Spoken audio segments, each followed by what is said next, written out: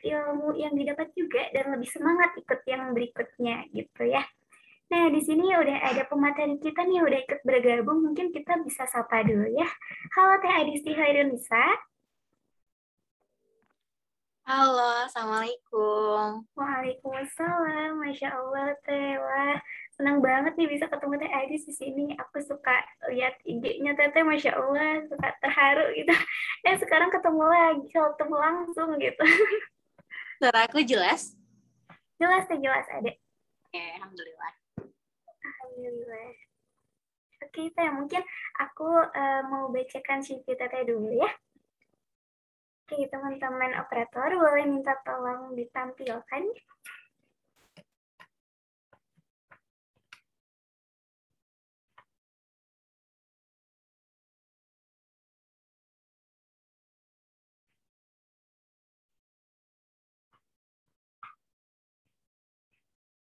Ya, sambil nunggu teman-teman, nah aku juga mau kabari teman-teman, kita hari ini akan pembahasannya bertemakan tips and trick how to write a powerful dakwah content on social media gitu ya. Cocok banget nih buat teman-teman UKDM, pasti lagi gimana ya caranya kita dakwah di era pandemi kayak gini yang optimal, yang efektifnya tuh gimana gitu ya. Nah, oke. Udah bisa ditampilkan kah teman-teman operator? Nah,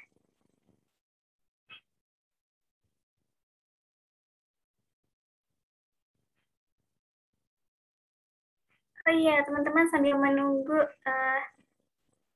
ditampilkan CV-nya juga gitu ya, kita sambil dengarkan dulu tilawah dari teman kita, ada Teh Sinta. Ya Teh ada.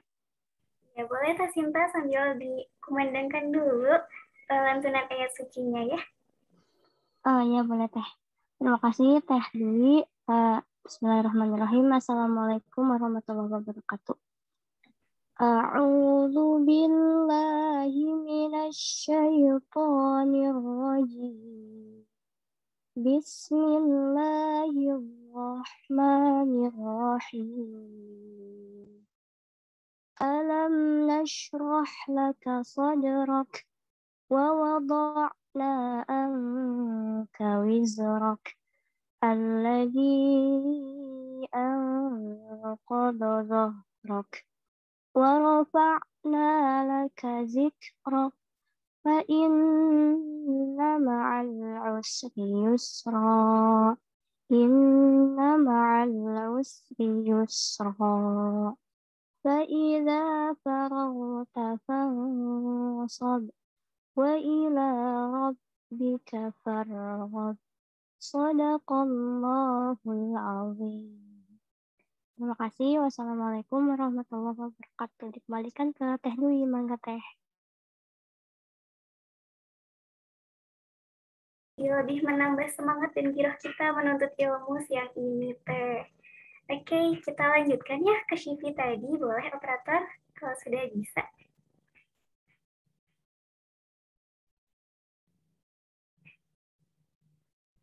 Nah, teman-teman, pemateri kita hari ini, teman-teman juga udah pada tahu ya, hari ini ada pemateri yang super kece gitu ya. Ada Teh Adisti Harunusa.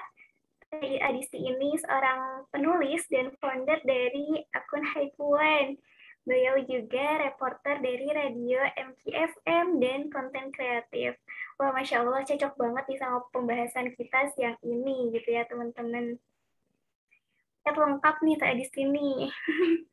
Terus juga Teh Adisti ini lahir tanggal 11 September tahun 1999 di Indramayu tepatnya ya, dan saat ini sedang belajar di Fakultas Pendidikan Ilmu Pengetahuan Sosial, khususnya program studi ilmu komunikasi.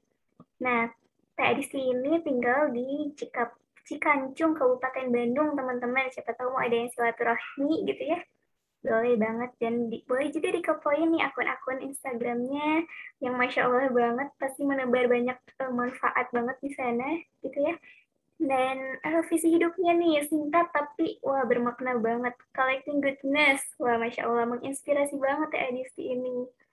Boleh operator di next slide berikutnya. Iya, dan riwayat pendidikannya Teh Adis ini dulu sempat berpindah-pindah berarti ya Teh SD-nya, Masya Allah. Pasti kemampuan adaptasinya luar biasa. Ada dulu pertama di SD Cadas Ngampar Indramayu, terus pindah dulu ke Pasir Muncang Indramayu, dan terus di Ciherut 1 Bandung. Kemudian dilanjutkan di SMP, ada SMPN 1 Cimenyan, dari tahun 2011 sampai 2014 gitu ya. Terus SMA-nya di SMK Darut Tauhid Boarding School. Dan sekarang sedang belajar di Universitas Pendidikan Indonesia bareng kita, teman-teman. Nah, Edis ini selain untuk pendidikan formalnya, aktif juga nih di pendidikan non formal. Wah, Masya Allah, semangat menuntut ilmunya luar biasa ya. Dan beberapa pendidikan non formalnya ini, salah satunya ada kreator muda di era digital Kaskus tahun 2018. Wah, ini pas banget nih sama yang kita butuhin tentang era digital hari ini. Berarti udah nggak diraguin nih kemampuan Teh Adistia di digital gitu ya, dunia digital. Mungkin boleh di next lagi, Teh. Iya, riwayat organisasinya juga luar biasa, banyak banget, aktif di mana-mana gitu ya. Ada ketua OSIS waktu SMK di Darut Tauhid, ada pemangku adat Ambalan Mutmainah SMK Darut Tauhid. Wah, pas banget nih hari pramuka. Terus juga ada Hirokoba Bandung, pembinanya, Masya Allah, ketua divisi kerahannya, dan yang paling terbaru nih, ada anggota Converse TV. Wah, boleh di next lagi? Iya, terus juga ada riwayat pembicara. Wah, udah tadi di sini udah berbagi banyak banget ilmu di berbagai tempat gitu ya, di berbagai forum. Dan salah satunya ada Sharing Time Ikom tahun 2017. Yang terbaru ada Content Creator Academy PKS Muda Kota Bogor, The Power of Storytelling. Wah, Masya Allah, ini kalau dirincikan satu persatu ya kayaknya gak habis-habis gitu. Masya Allah, pengalamannya banyak banget gitu Adistian nih. Teh edisi luar biasa. Kita bisa ini ya, boleh di next lagi. Kantor kan ya. Nah, kita bisa terinspirasi banget nih sama karya-karyanya Teh Adisti ini. Ada reporter lapangan juga nih di radio ya, MKFM. Terus juga penulis. Wah, mantep banget Teh Adisti ini. Kalau teman-teman mau kenal lebih dekat gitu ya, boleh banget ikutin akun-akunnya. Ada akun Instagramnya Teh Adisti gitu ya. Boleh di next lagi.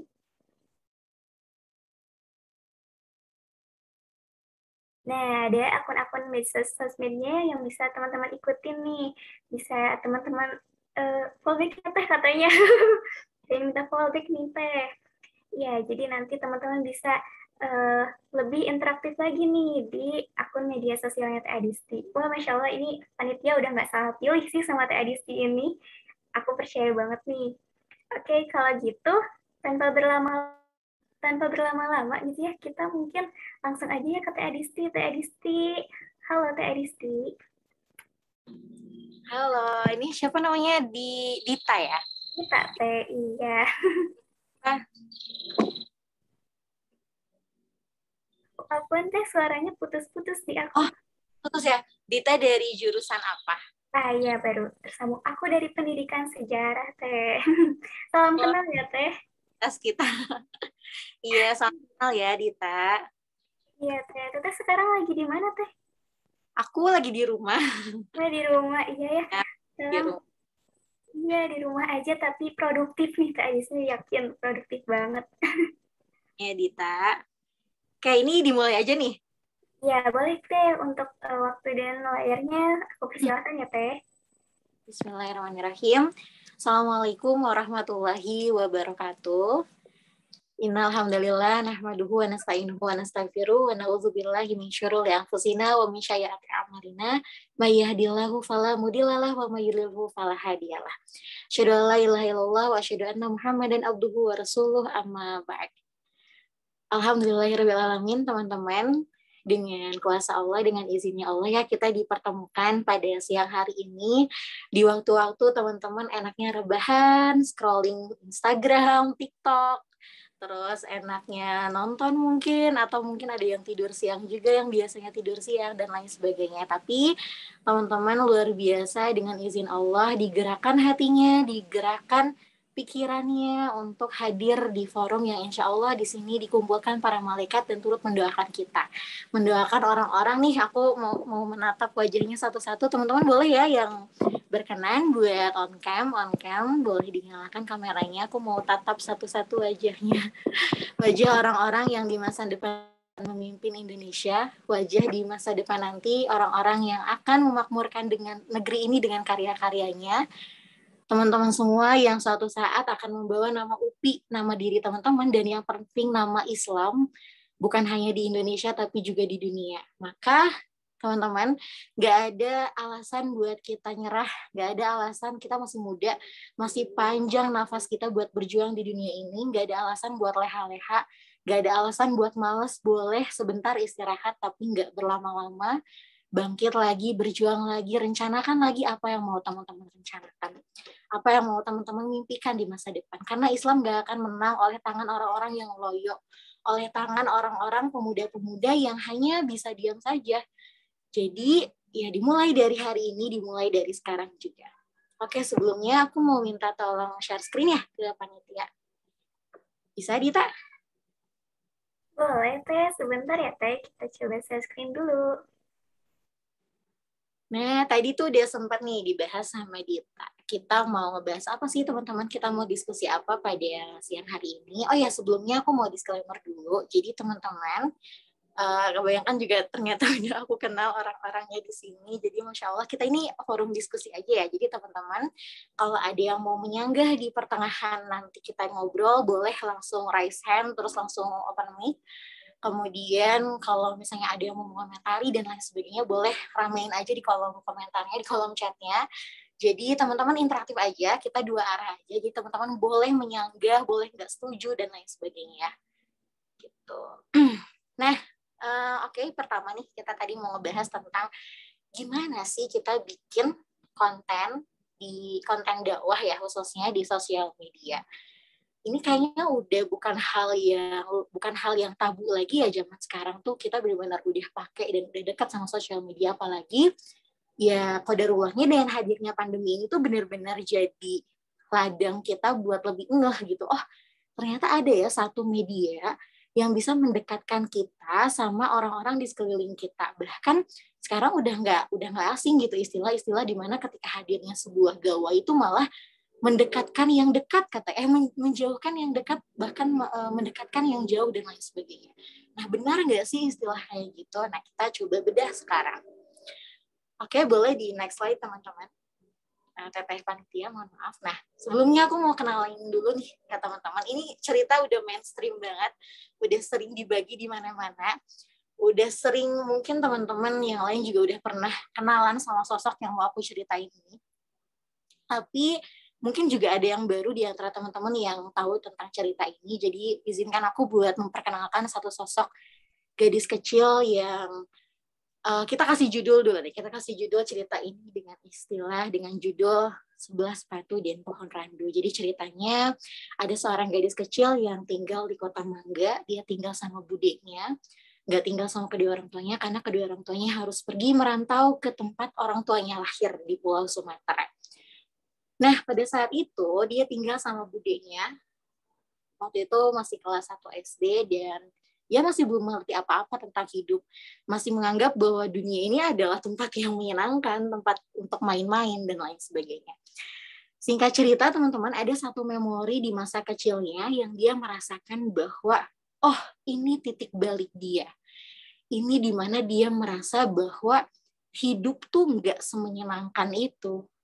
Bahwa ketika Al-Quran mengatakan dunia ini tempat main-main, tempat sendagurau, itu tuh benar adanya.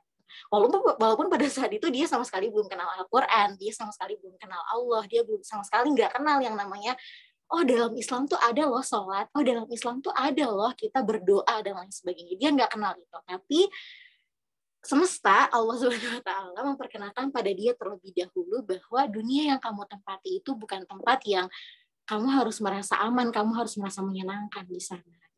Boleh di next slide. Nah, jadi pada saat itu ceritanya lagi ada banjir bandang subuh-subuh. Terus pas siang-siang, pas pagi-paginya, ceritanya sekolah di kampungnya itu pada libur, teman-teman. Ternyata memang dia tuh nggak sekolahnya di kampung itu, tapi sekolahnya di kampung seberang yang jaraknya sekitar 1,5 kilo dari tempatnya tinggal. Nah, di sekolahnya itu dia nggak libur, karena kan emang nggak kena banjir kan, jauh tuh lumayan. Sampai akhirnya dia bilang ke budenya, Bude, pokoknya aku harus sekolah, aku mau tetap sekolah.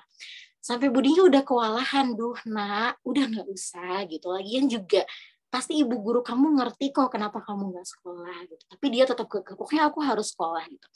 Pada saat itu di pikiran gadis kecil itu cuma satu, orang tuanya meninggalkan dia supaya dia sekolah. Jadi kalau satu hari pun dia nggak sekolah, sama aja dia menyia-nyiakan beberapa hari tanpa orang tuanya. Jadi pokoknya nggak boleh ada satu hari pun yang sia-sia tanpa dia nggak sekolah gitu. Dulu mikirnya anak kecilnya gitu. Sampai akhirnya budenya, yaudah sok sekolah aja gitu.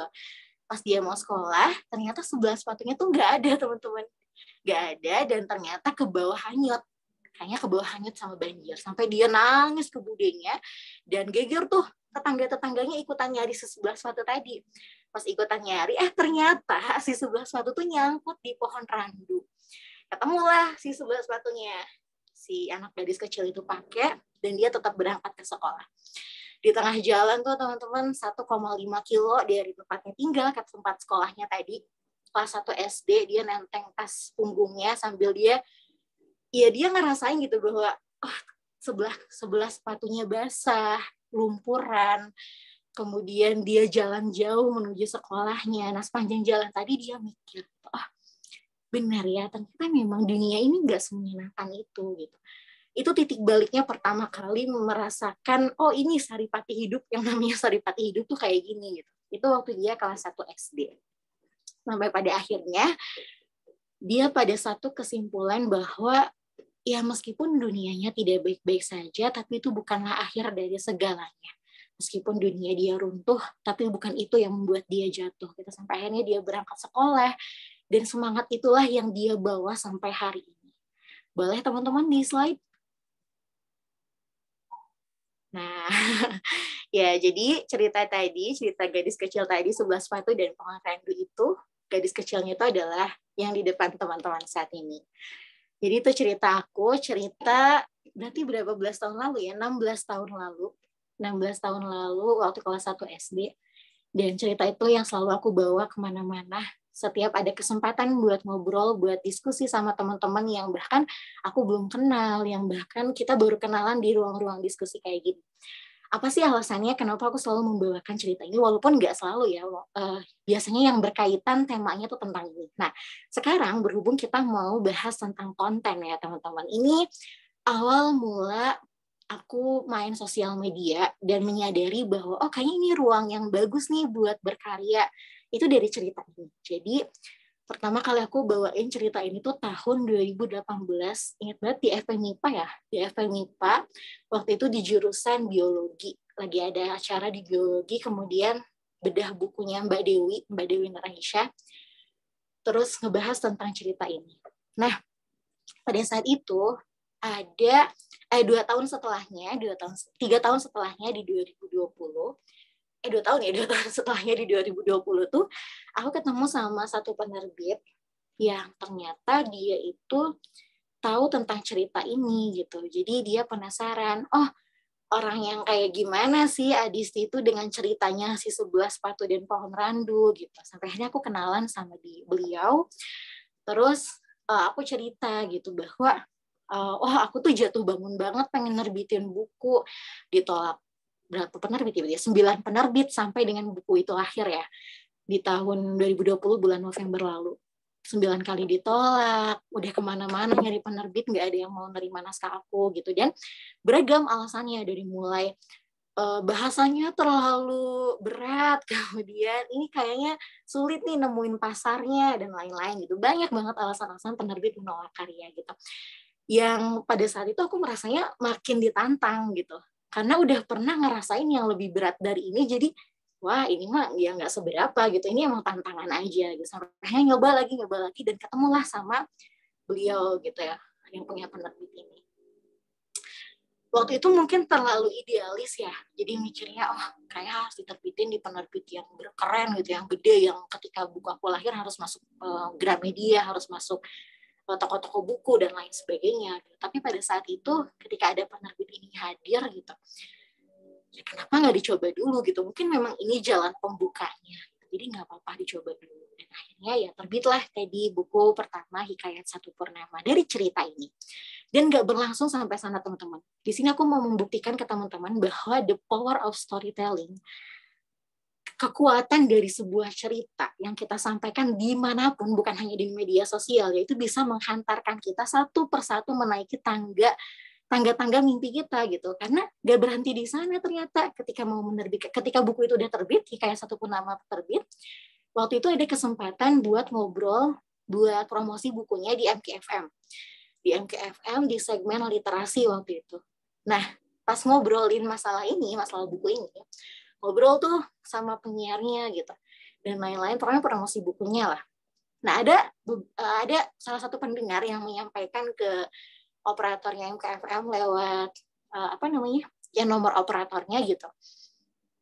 Dia katanya dia suka sama ceritanya, dia suka sama cara aku menyampaikan cerita ini dan lain sebagainya gitu. Nah, sampai akhirnya si waktu itu dipanggil sama bagian MKFM, ditawarin buat jadi reporternya itu tahun 2021 tahun ini bulan Maret ke beberapa bulan yang lalu. Dan Masya Allah qadarulahnya teman-teman, ternyata memang jalannya itu lewat cerita-cerita kayak gini, tanpa casting, tanpa ikutan dulu workshop dan lain-lain gitu, dipercayakan buat gabung dan jadi bagian keluarga besar MKFM. Dan qadarulahnya sampai sekarang masih bertahan buat menyiarkan berita-berita di MKFM.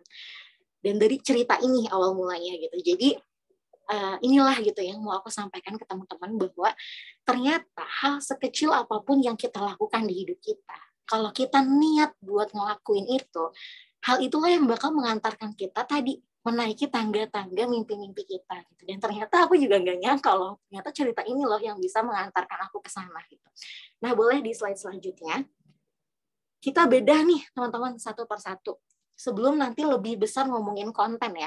Ngomongin konten, kita bakal kenalan dulu nih sama storytelling. Jadi biasanya kita kalau misalnya lihat nih influencer atau konten kreator di Instagram gitu ya, kita bakal ngeliat banyak banget jenis-jenisnya gitu. Ada yang mereka tuh cara menyampaikannya dengan storytelling, ada juga yang mereka tuh menyampaikannya dengan stand up komedi, dengan komedi gitu dan lain sebagainya. Komedi juga storytelling sih bagian dari itu. Tapi ya tadi gak semuanya itu pasti ada unsur ini gitu, ada unsur storytellingnya. Nah, kenapa sih storytelling ini tuh sangat penting banget ada di dalam konten kita? Yang pertama, jadi gini teman-teman, kita refleksiin kita tuh jadi penikmat karya. Kita refleksikan gitu dulu. Misalnya kita lihat karyanya tuh Teh Konit misalnya, pasti di sini, teman-teman aktivis dakwah mah pasti nggak asing ya sama nama Teh Konit. Misalnya Teh Konit, atau yang cowok-cowok siapa ya? Biasanya Hawariun, atau enggak Fuad Bak, atau enggak siapa ya, banyak pokoknya ya, yang influencer, konten kreator yang keren-keren juga. Kan pasti ya itu caption panjang tuh, kenapa kita nggak bosan sih baca caption itu? Kenapa coba? Coba teman-teman boleh deh baca balas di kolom chat. Kenapa teman-teman nggak bosan baca caption panjang? Atau kenapa teman-teman nggak nge-skip video yang misalnya ditampilkan oleh Teh Konit atau Hawariun atau Fuad Bak gitu dan lain sebagainya? Teman-teman boleh cantumin alasannya di kolom chat. Nah, kalau misalnya kita bedah nih konten mereka, kita sebagai penikmat, itu tuh ada story teman-teman di sana. Ada story yang mereka sajikan. Kenapa sih kita bisa tertarik? Nah, ketika panca indera kita melihat itu, ketika mata kita melihat konten itu, ketika telinga kita mendengar suaranya Teh Konit, misalnya, atau ketika bulu kuduk kita sampai merinding gitu kalau misalnya kita baca ceritanya Teh Konit dan lain-lain gitu. Itu ada satu bagian di otak kita yang namanya amigdala, itu tuh merespon hal itu gitu, bahwa oh ini nih yang dilihat oleh mata kita, oh ini nih yang didengar oleh telinga kita, dan lain sebagainya. Nah, hal itulah yang memunculkan respon atau reaksi dari kita. Gitu. Wah, kita berespon ini, entah kita merespon nangis, atau ikutan marah kalau misalnya Tekonit misalnya menyajikan tentang kontennya Israel dan Palestina, gimana kekejamannya Israel pada Palestina, dan lain-lain gitu. Nah, karena apa teman-teman? Respon itu tuh muncul karena sedikit banyak kita pernah mengalami hal yang sama.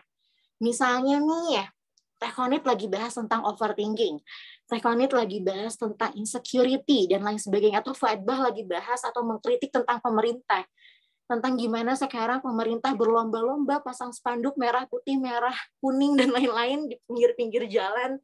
Di tengah pandemi COVID-19 ini kita ngerasain marahnya juga, kita ngerasain geramnya sama pemerintah, kita ngerasain bahwa oh kita sebagai rakyat kecil harus bergerak. Nah itu karena apa? Karena kita pernah atau sedikit banyak lagi merasakan keresahan yang sama gitu.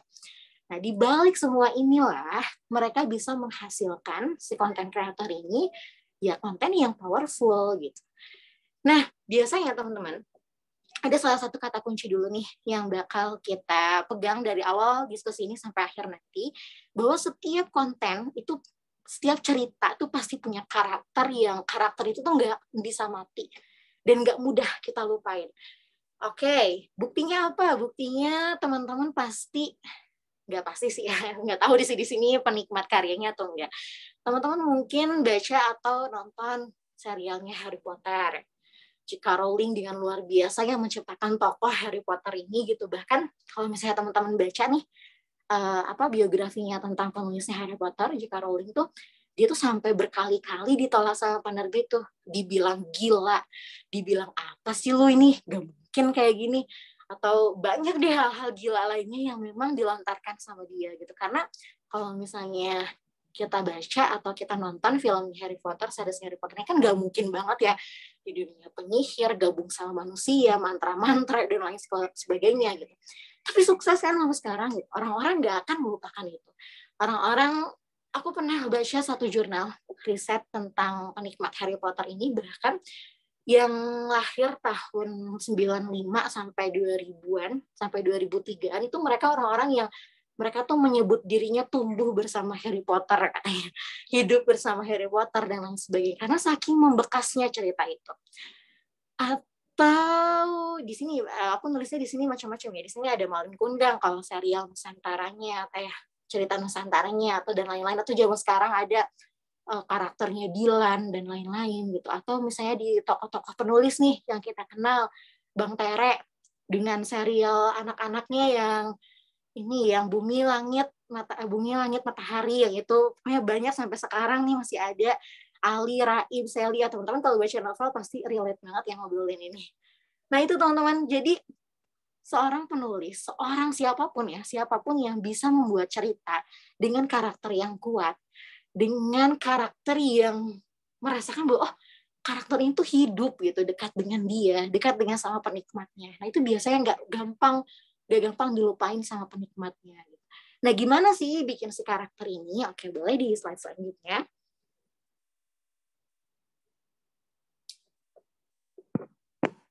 Oke. Nah, di sini aku rekomendasiin satu buku. Ini keren banget teman-teman, dari Rob Bissenbach. Bahwasanya di buku ini kita ngupas banget tentang storytelling, gimana sih si storytelling ini tuh bisa hadir dan bisa relate sama penikmatnya tuh gimana. Yang paling penting teman-teman, ini ada 2 poin.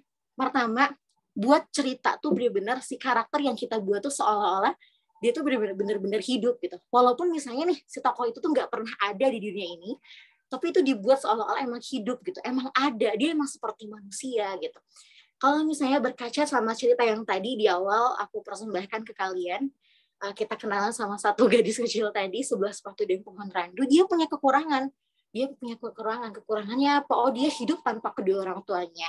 Dia punya kekurangan, oh dia hidup sebagai orang yang dengan ekonomi yang tidak baik-baik aja gitu. Dan lain sebagainya kekurangan dia. Tapi dia juga punya kelebihan. Kelebihannya apa sih yang ditonjolkan dari cerita kita? Dari cerita yang 11 sepatu dan pohon randu tadi. Ya dia, si anak kecil tadi yang merasa bahwa dengan semangatnya, dengan mimpi-mimpinya, dia bisa hidup dengan itu gitu, tanpa harta, tanpa apapun, dia bisa meraihnya itu gitu. Nah, diceritakan juga di situ prosesnya, gimana sih proses dari mulai kita udah kenalin sama kekurangannya, kemudian kelebihannya, dan proses dia berjuangnya tuh gimana. Atau kalau misalnya teman-teman baca tentang Harry Potter nih, ceritanya Harry Potter, kita tahu gitu kekurangannya Harry Potter di sana. Harry Potter hidup tanpa kedua orang tuanya yang meninggal ketika menyelamatkan dia, ibunya yang dikutuk sama Voldemort dan lain sebagainya gitu ceritanya. Kelebihannya apa? Kelebihannya dia berani, dia pintar, dia punya privilege dari kedua orang tuanya untuk sekolah di sekolah Hogwarts gitu, yang sekolah penyihir dan lain sebagainya.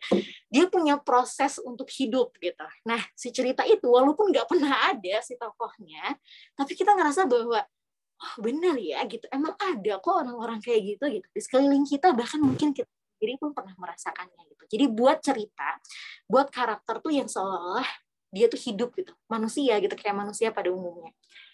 Nah, kemudian yang kedua, hadirkan kegelisahan, teman-teman. Ketidaknyamanan, sesuatu yang tidak pada tempatnya. Misalnya, kalau misalnya kita cerita dari yang tadi Sebelah Sepatu dan Pohon Randu, yang di-highlight dari cerita tadi adalah tentang ketimpangan pendidikan, di mana pendidikan di kampung itu ya nggak setara sama pendidikan di kota, dan kita bisa menjamin itu semua, data, media, semuanya bisa mengatakan itu, gitu, bahwa ketika anak-anak kota waktu tahun 2004-2006 udah kenal mungkin namanya gadget dan lain sebagainya, komputer dan lain sebagainya, anak-anak di desa, anak-anak di kampung belum kenal itu, dan itu sebuah kegelisahan. Dan kegelisahan itu yang tadinya hanya dimiliki oleh kita, itu bisa disampaikan oleh si storytelling ini untuk menjadi kegelisahan bersama. Nah, makanya teman-teman pasti suka ngerasain gitu, kok ini baca cerita kayak relate banget ya sama gue gitu. Baca quotes sedikit gitu, lagi galau hatinya, merasa terwakili banget gue gitu sama cerita ini dan lain sebagainya. Nah, karena si penulis itu membawa kegelisahan tadi yang ketika penikmatnya baca tuh merasa diwakili dan lain sebagainya. Nah, itu kurang lebihnya dari buku ini, teman-teman. Kalau misalnya pengen kepo, boleh cari di toko buku atau mungkin ada di Shopee deh kayaknya. Nggak tahu deh, coba cari aja ya. Boleh di screenshot bukunya.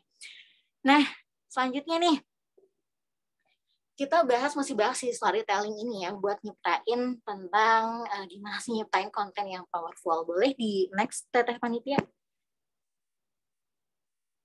Oke. Nih, sebenarnya teman-teman, storytelling itu yang gak jauh-jauh dari seni kita menaklukkan hati.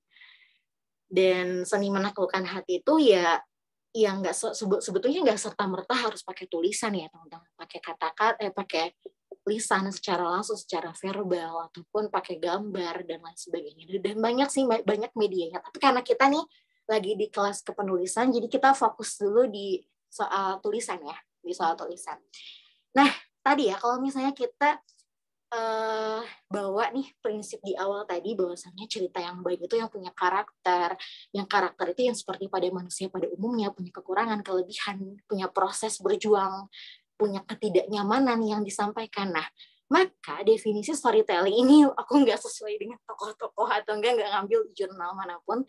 Ini murni benar-benar yang tadi gitu. Kita menyimpulkan dari konsep-konsep sebelumnya yang tadi kita bahas.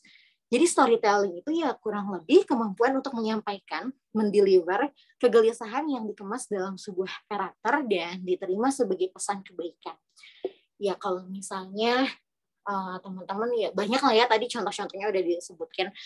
Pokoknya intinya ada kegelisahan yang disampaikan, yang dimana kegelisahan itu tuh ketika sampai ke penikmatnya itu sebagai sebuah sebuah hal yang diwakilkan gitu oleh si content creator tadi.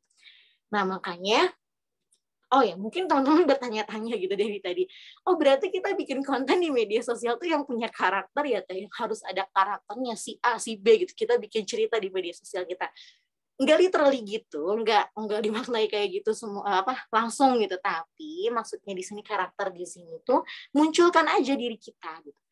Karakter diri kita tuh orang yang gimana sih? Kalau misalnya kita emang dari sananya lucu, nggak usah ditegas-tegasin gitu, nggak usah kayak bikin konten tuh biar kelihatan wibawa, bijaksana gitu, ditegas-tegasin, entah itu bikin kontennya yang ya pokoknya yang keluar lah dari diri kita gitu, yang nggak diri kita banget. Nah itu kan menjadi orang lain ya, nah kayak gitu. Jadi tunjukkan karakter kita yang sesungguhnya.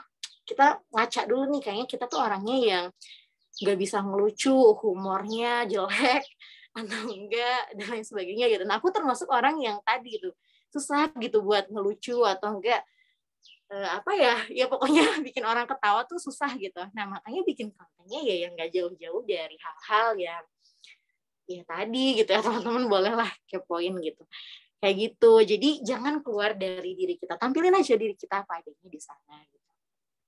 Nah kemudian pada akhirnya bicara tentang powerful konten yang luar biasa, konten yang bisa menyentuh hati itu nggak ubahnya sebuah komunikasi teman-teman. Dan komunikasi pakai hati itu, nah ini aku selalu bilang ke siapapun gitu ya, yang kalau misalnya lagi curhat atau lagi diskusi kayak gini, kan teman-teman sering ya dengar gitu di luar sana gitu, gimana sih cara biar konten tuh ngena ke hati gitu, bikinnya pakai hati dan lain sebagainya. Jawaban itu pasti selalu ada gitu. Tapi ketika menerapkan secara langsung, ketika aku mempraktekkan secara langsung, ketika mencoba gitu buat konten pakai hati sesuai yang aku lagi rasain, itu tuh sedikit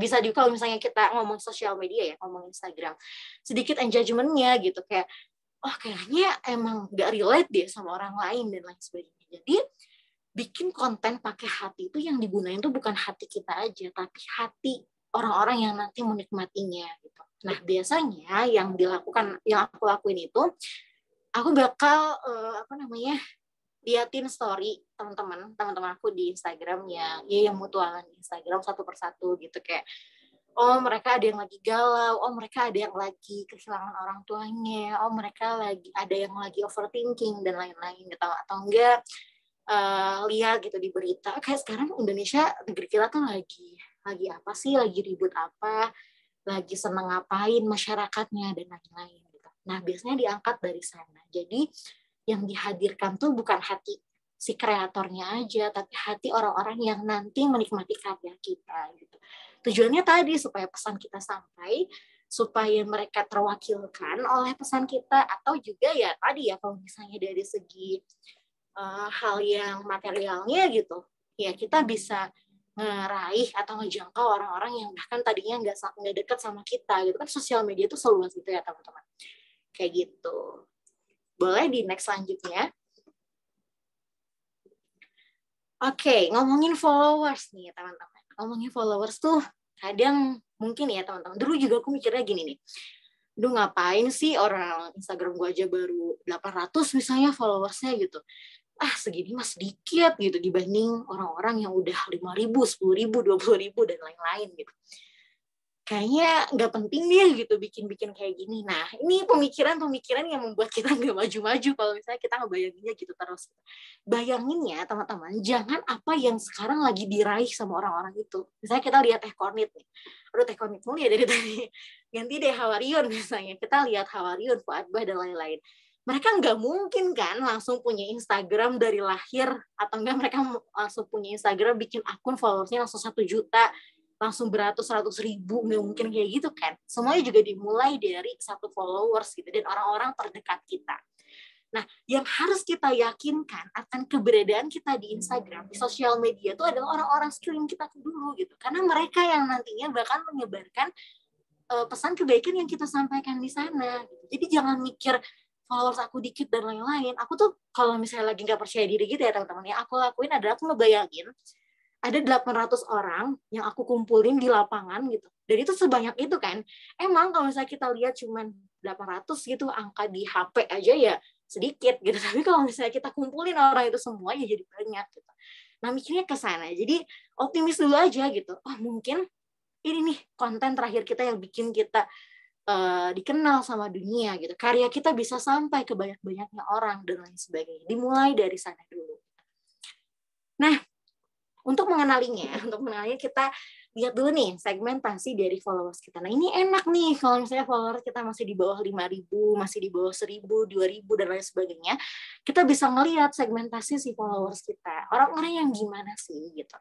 Nah, biasanya kalau misalnya segmen, misalnya nih teman-teman yang sekarang ngambil prodinya di keguruan dan lain sebagainya, mungkin teman-teman sekarang di zaman PJJ ini, sekolah jarak jauh, mungkin follow-followan ya sama anak muridnya dan lain-lain. Berarti kan itu segmentasinya anak-anak gitu, atau enggak ya anak-anaknya sekarang banyak deh yang udah pakai Instagram misalnya.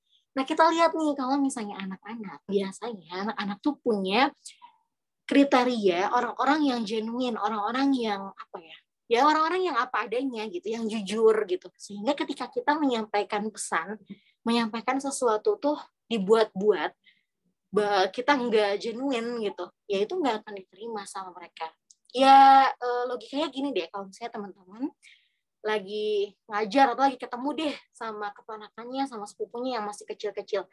Kadang kan kalau misalnya kita emang nggak suka anak kecil, yang kita nggak bisa dong kayak diramah-ramahin atau enggak dibikin lucu-lucu dan lain-lain, nggak bisa kayak gitu ya, tampilkan aja pada adanya diri kita, karena anak-anak tuh kadang suka ngerasa gitu, mereka tuh bisa ngelihat teman-teman. Ini ada satu jurnal yang berkata kayak gitu, jadi anak-anak tuh bisa melihat bahwa oh orang ini tuh kayaknya emang suka dia sama gue gitu, orang ini tuh emang suka sama anak-anak gitu, atau enggak mungkin ya melihat juga gitu orang-orang yang nggak apa adanya bersikap ke dia gitu. Makanya kalau misalnya segmentasi followers kita tuh ya anak-anak, ya tadi harus genuine gitu.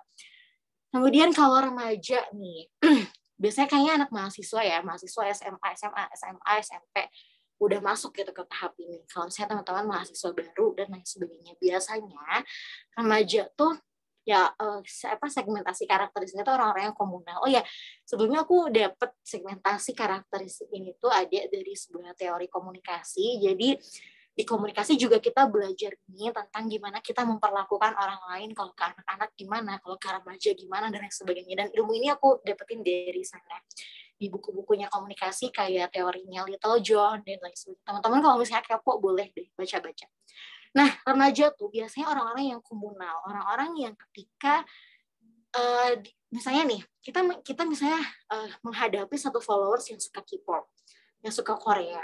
Kita nggak bisa dong tiba-tiba bikin konten Korea tuh plastik, Korea tuh sama semua mukanya, Korea tuh dan lain sebagainya. Aduh, diserang itu, bukannya malah kita dapat nyampaikan nilai-nilai dakwah, justru kita malah diserang sama mereka.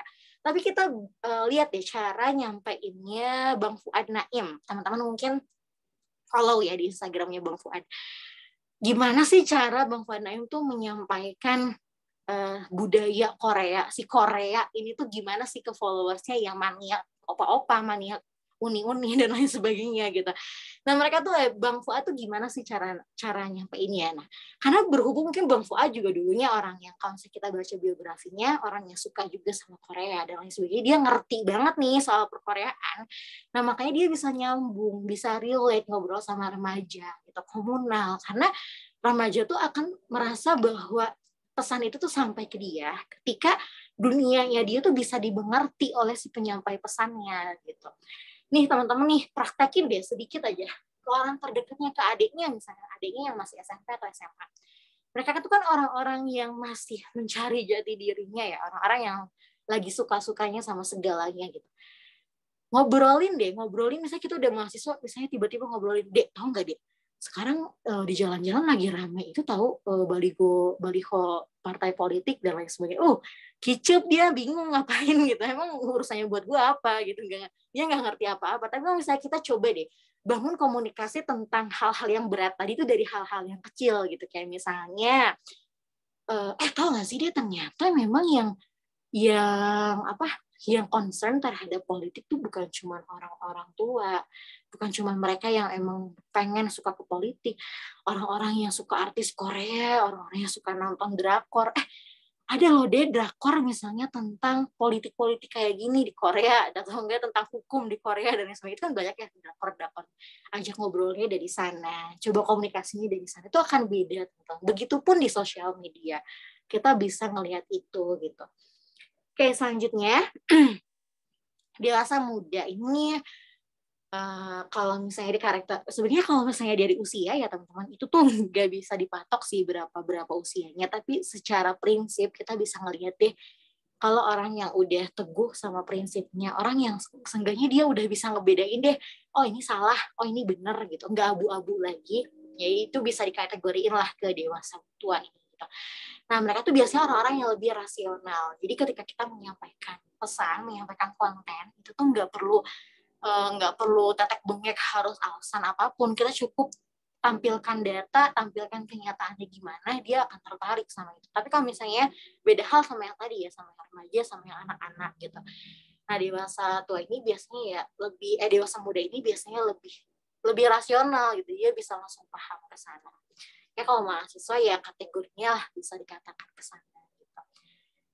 Kemudian dewasa tua, nah mungkin teman-teman yang udah kerja atau apa gitu udah mulai ada ya di segmentasi followers gini, orang-orang yang lebih senior dari dia. Nah, biasanya ya beda lagi perlakuannya. Oke, gimana sih cara kita melihatnya? Kan ini kita udah ngeliat, cara kita menyajikan kontennya nanti.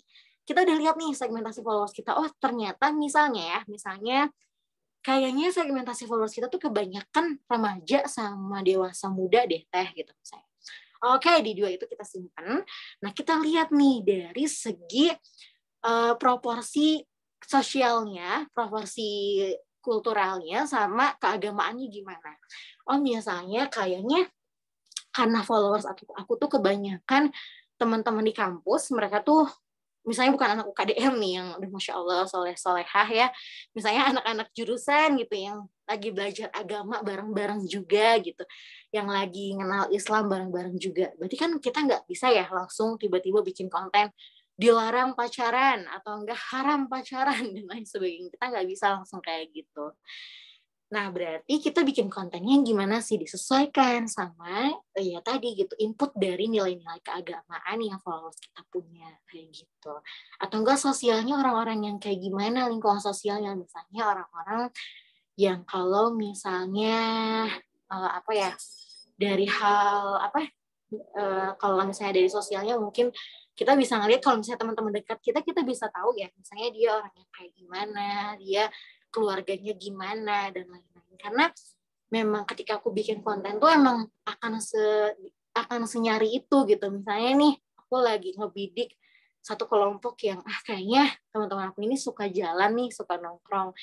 Kok bisa ya mereka lebih senang nongkrong di luar? Ini sebelum pandemi ya, ibaratnya sebelum pandemi. Kok dia lebih suka ya nongkrong di luar ketimbang misalnya kalau weekend kumpul sama keluarganya dan lain-lain. Oh, ternyata pas aku cari tahu lagi, oh ternyata memang keluarga itu bukan orang tua yang diam di rumah, orang tua berkarir dan lain-lain. Berarti kan mereka kehilangan rumah tadi gitu di diri mereka. Mereka kehilangan orang tua tadi gitu. Makanya ya aku coba menghadirkan konten itu kayak gitu. Jadi sebenarnya kalau dibilang ribet, enggak juga. Kalau misalnya teman-teman suka sama hal-hal ini, pasti teman-teman ngerasa enjoy deh.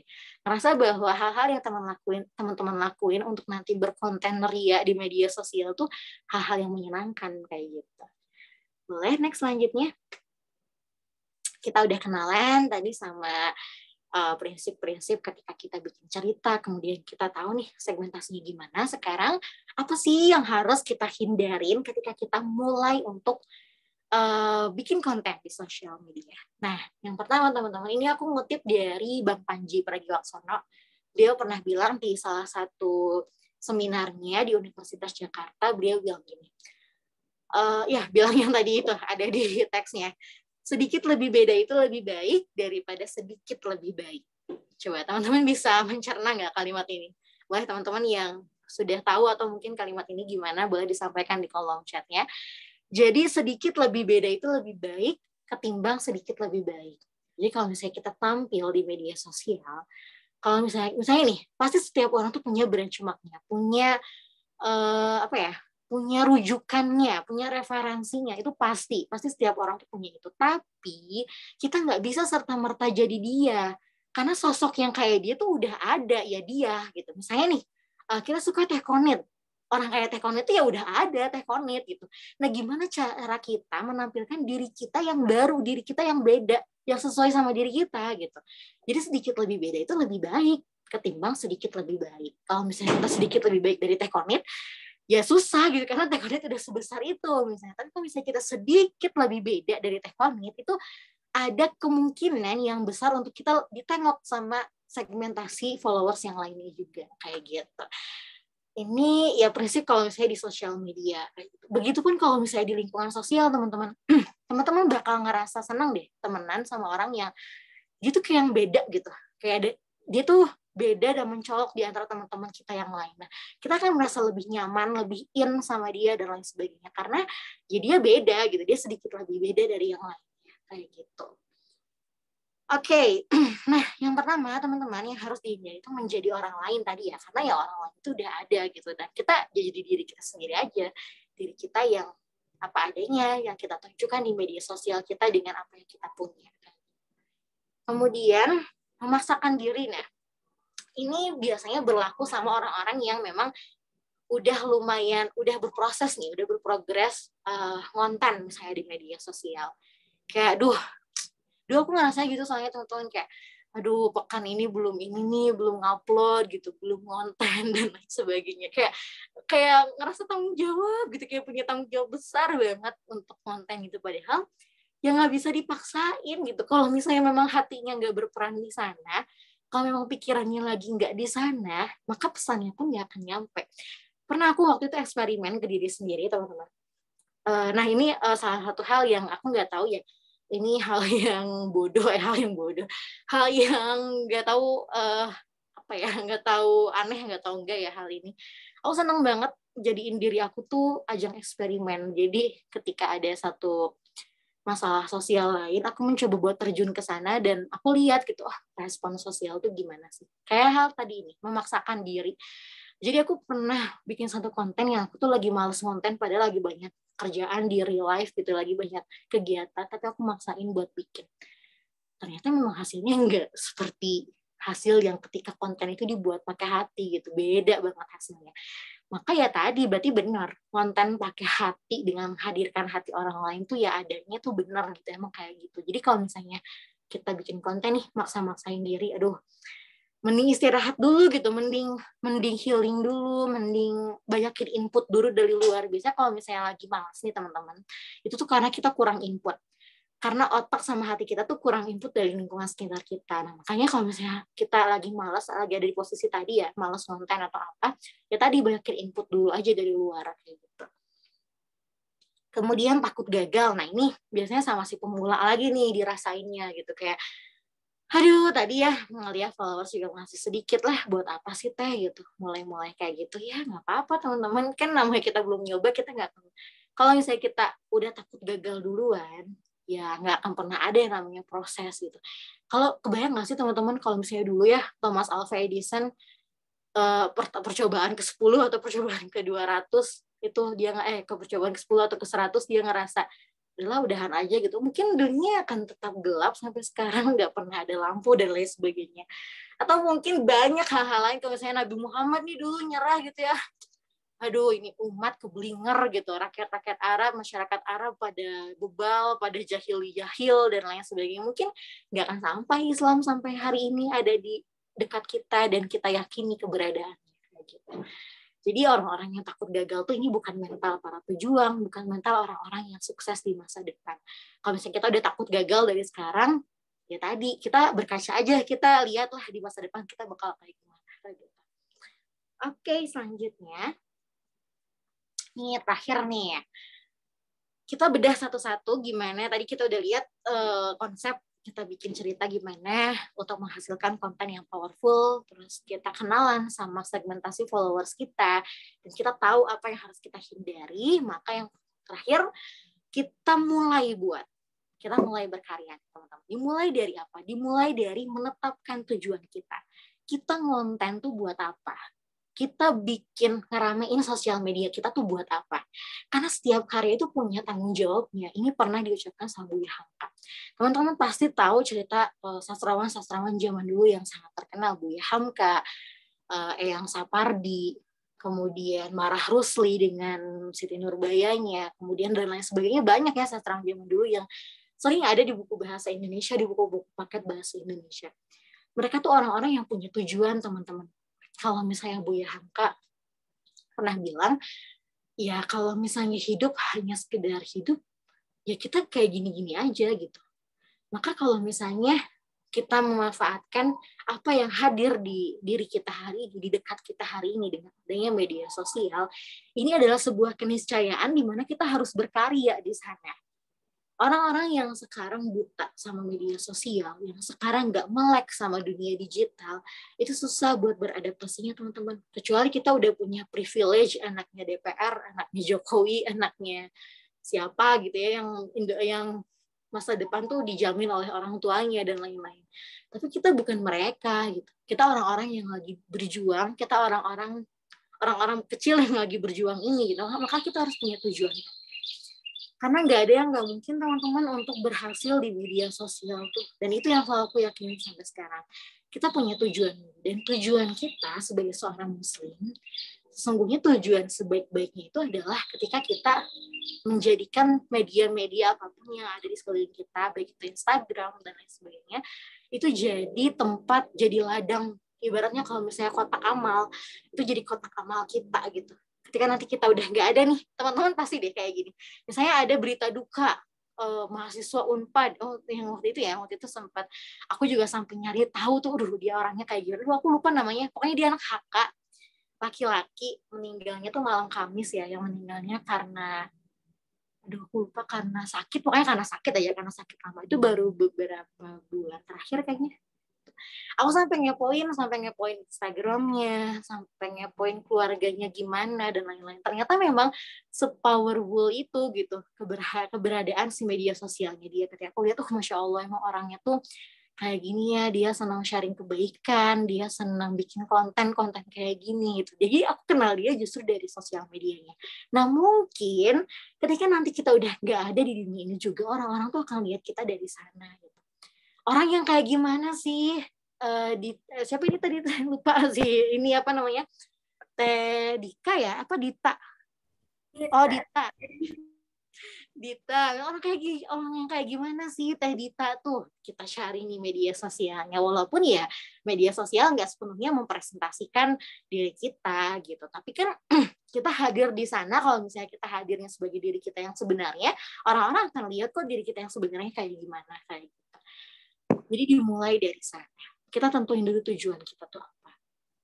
Dari dulu aku selalu punya prinsip, teman-teman, nulis tuh kayak sedekah buat aku. Karena aku ngerasa bahwa aku nggak punya uang yang banyak, aku nggak punya waktu yang cukup, aku nggak punya keahlian yang luar biasa untuk aku hadirkan buat umat, untuk aku hadirkan buat orang-orang sekeliling aku, maka ya mungkin dengan ini gitu, dengan tulisan ini aku bisa sedekah ke orang lain. Jadi ketika nggak nulis barang sehari gitu, kayak ngerasa aduh ada yang kurang aja gitu, ada yang apa ya yang hari ini belum dilakuin, ternyata aku belum nulis gitu, aku belum sedekah. Maka apapun teman-teman, cari why-nya, cari kenapa teman-teman harus nulis, kenapa teman-teman harus berkarya di media sosial. Nah cari itu. Kalau misalnya kita udah punya tujuan teman-teman, kita bakal tergerak untuk memulainya. Kita nggak mau nunda-nunda lagi, maka dari sekarang dimulai aja dulu. 2, 3, 5 likes, atau bahkan nggak ada sama sekali komentar, atau dikucilkan karya kita, atau pernah ada yang bilang juga waktu itu ke aku gitu, aduh apaan sih dia nyepam gitu. Ternyata orang yang sekarang bilang nyepam, dia yang malah nagih-nagih gitu, kok lu belum bikin lagi sih dia gitu, gue lagi ngerasa gersang dan lain-lain gitu. Ternyata hadir gitu mereka, orang-orang yang kayak gitu.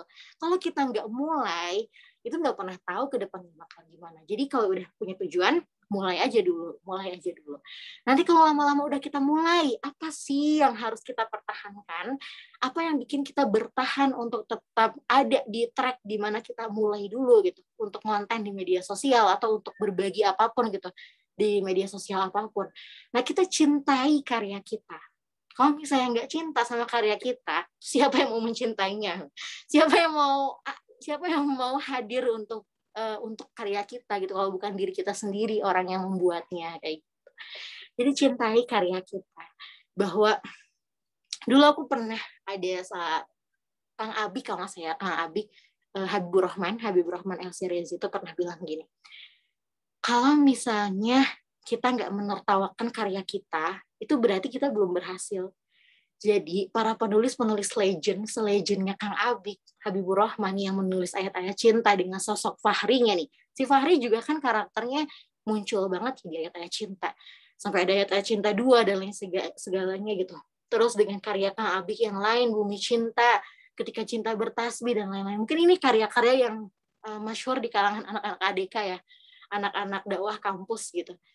Nah, Kang Abi juga pernah bilang gitu. Dulu saya tuh pernah ngetawain karya saya sendiri. Jadi curhatan beliau waktu SD itu kayak, aduh, Bik, tulisan lu kok jelek banget gitu ya gitu. Jadi kalau misalnya kita belum ketawa sama karya kita belum berhasil, kita belum berproses teman-teman. Karena kalau misalnya kita berproses, pasti kita ngerasa bahwa oh diri kita yang dulu tuh kayak gini ya gitu. Teman-teman kalau misalnya teman-teman bilang bahwa kayaknya harus terkenal dulu kayak Kang Abib baru berproses dan lain-lain, enggak. Teman-teman baca deh sekarang buku curhatannya, buku diarinya waktu SD, atau surat. Kan dulu tuh kalau waktu SD teman-teman ngalamin gak sih kayak dikasih tugas bikin cerita selama liburan ke rumah nenek dan lain sebagainya gitu. Baca deh gimana tulisan teman-teman dulu gitu, kayak aduh salah ini ya ternyata kayak gitu. Nah itu dan lain-lain. Berarti itu salah satu ciri bahwa kita berproses. Kita punya proses yang lebih baik dari kita yang dulu. Nah itu adalah suatu kemajuan. Jadi cintai karya kita dulu.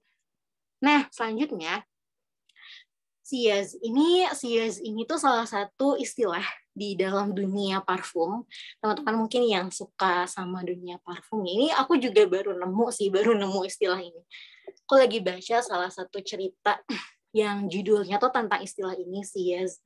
Nah pas aku cari tahu ternyata si siaz ini tuh adalah istilah dalam parfum, di mana kalau misalnya teman-teman pakai parfum nih, pakai wangian misalnya.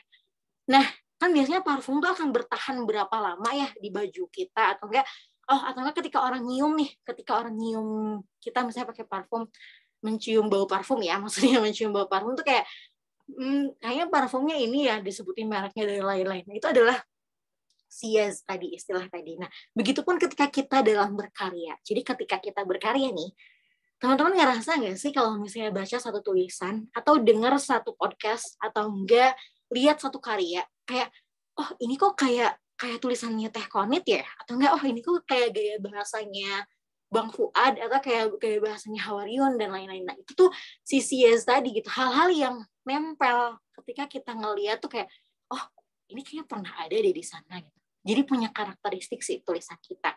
Nah kita numbuhin itu teman-teman di diri orang-orang yang nanti menikmati karya kita gitu. Ketika lihat ini tuh, oh kayak suaranya Teh Adistia atau siapa gitu ya, teman-teman bikin podcast atau apa itu bakal kelihatan. Nah kita menumbuhkan si siaz tadi kalau misalnya dalam istilah parfum. Nah gimana caranya supaya hal itu tuh nggak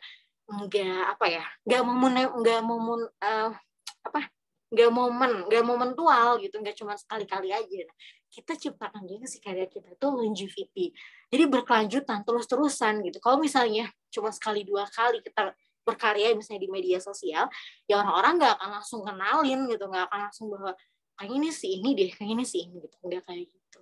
Kalau misalnya biasanya nih gambar atau enggak tulisan, podcast itu kan biasanya bisa dikenali ya teman-teman, saya menikmati karya siapa gitu, kayak kok ini kayak gambarannya si ini ya, atau kalau ini kayak si ini dan lain-lain gitu. Itu bakal kita kenali gitu. Jadi gimana kita menumbuhkan si siaz dan longevity ini ya dengan kita punya tujuan, kita mulai dulu, kita cintai karya kita, dan kita lanjutkan gitu terus-terusan si karya kita sampai suaranya terdengar sama orang-orang di sekeliling kita, sama orang-orang yang bahkan kita sebelumnya nggak pernah kita jangkau. Mungkin nggak sih? Mungkin banget. Mungkin banget. Dan nggak ada yang mungkin di dunia media sosial saat ini, teman-teman, yang tadinya nggak jadi apa-apa sekarang. Oke, selanjutnya ini terakhir banget. Ini salah satu ikhtiar buat kita bareng-bareng nih belajar. Boleh di slide teteh panitia. Nah ini terakhir banget. Kita challenge nih diri kita sendiri. Gak apa-apa ya teman-teman, kita manfaatin diri kita. Nah, teman-teman di sini ada satu ilmu dari Bang Tere. Jadi waktu 2016 Bang Tere tuh aku pernah ikut seminarnya, terus Bang Tere tuh bilang, awal mula Bang Tere bikin tulisan itu tuh gara-gara dikerjain sama bapaknya. Itu tuh suruh bikin kalimat, suruh bikin puisi yang sama bapaknya tuh kadang suka ditentuin gitu si katanya. Misalnya nih, Tere namanya tuh kan Darwis ya, Bang Darwis. Darwis gitu. Coba nih lu bikin coba nih kamu bikin puisi, kata bapaknya. yang dalam puisi kamu tuh ada kata cinta, misalnya, ada kata hati, ada kata apapun gitu yang bapaknya tuh sering melontarkan ke dia gitu. Terus Bang Darwis tuh nulis ya, tulis puisinya. Terus nanti hari selanjutnya sama bapaknya tuh dikasih lagi kata yang lain, dibikin puisi lagi. Sampai sekarang kita lihat ya karyanya udah semasyhur itu. Ternyata awalnya dari sini, dari satu kata tadi. Jadi beliau tuh kalau nulis sesuatu itu tuh nentuin dulu objeknya, satu dulu gitu, apa gitu objeknya. Kayak teman-teman mungkin tahu di bukunya Hujan, di bukunya Bang Tere itu buku yang paling aku suka dari semua novelnya Bang Tere, yang novel yang gak berseris ya, novel itu Hujan.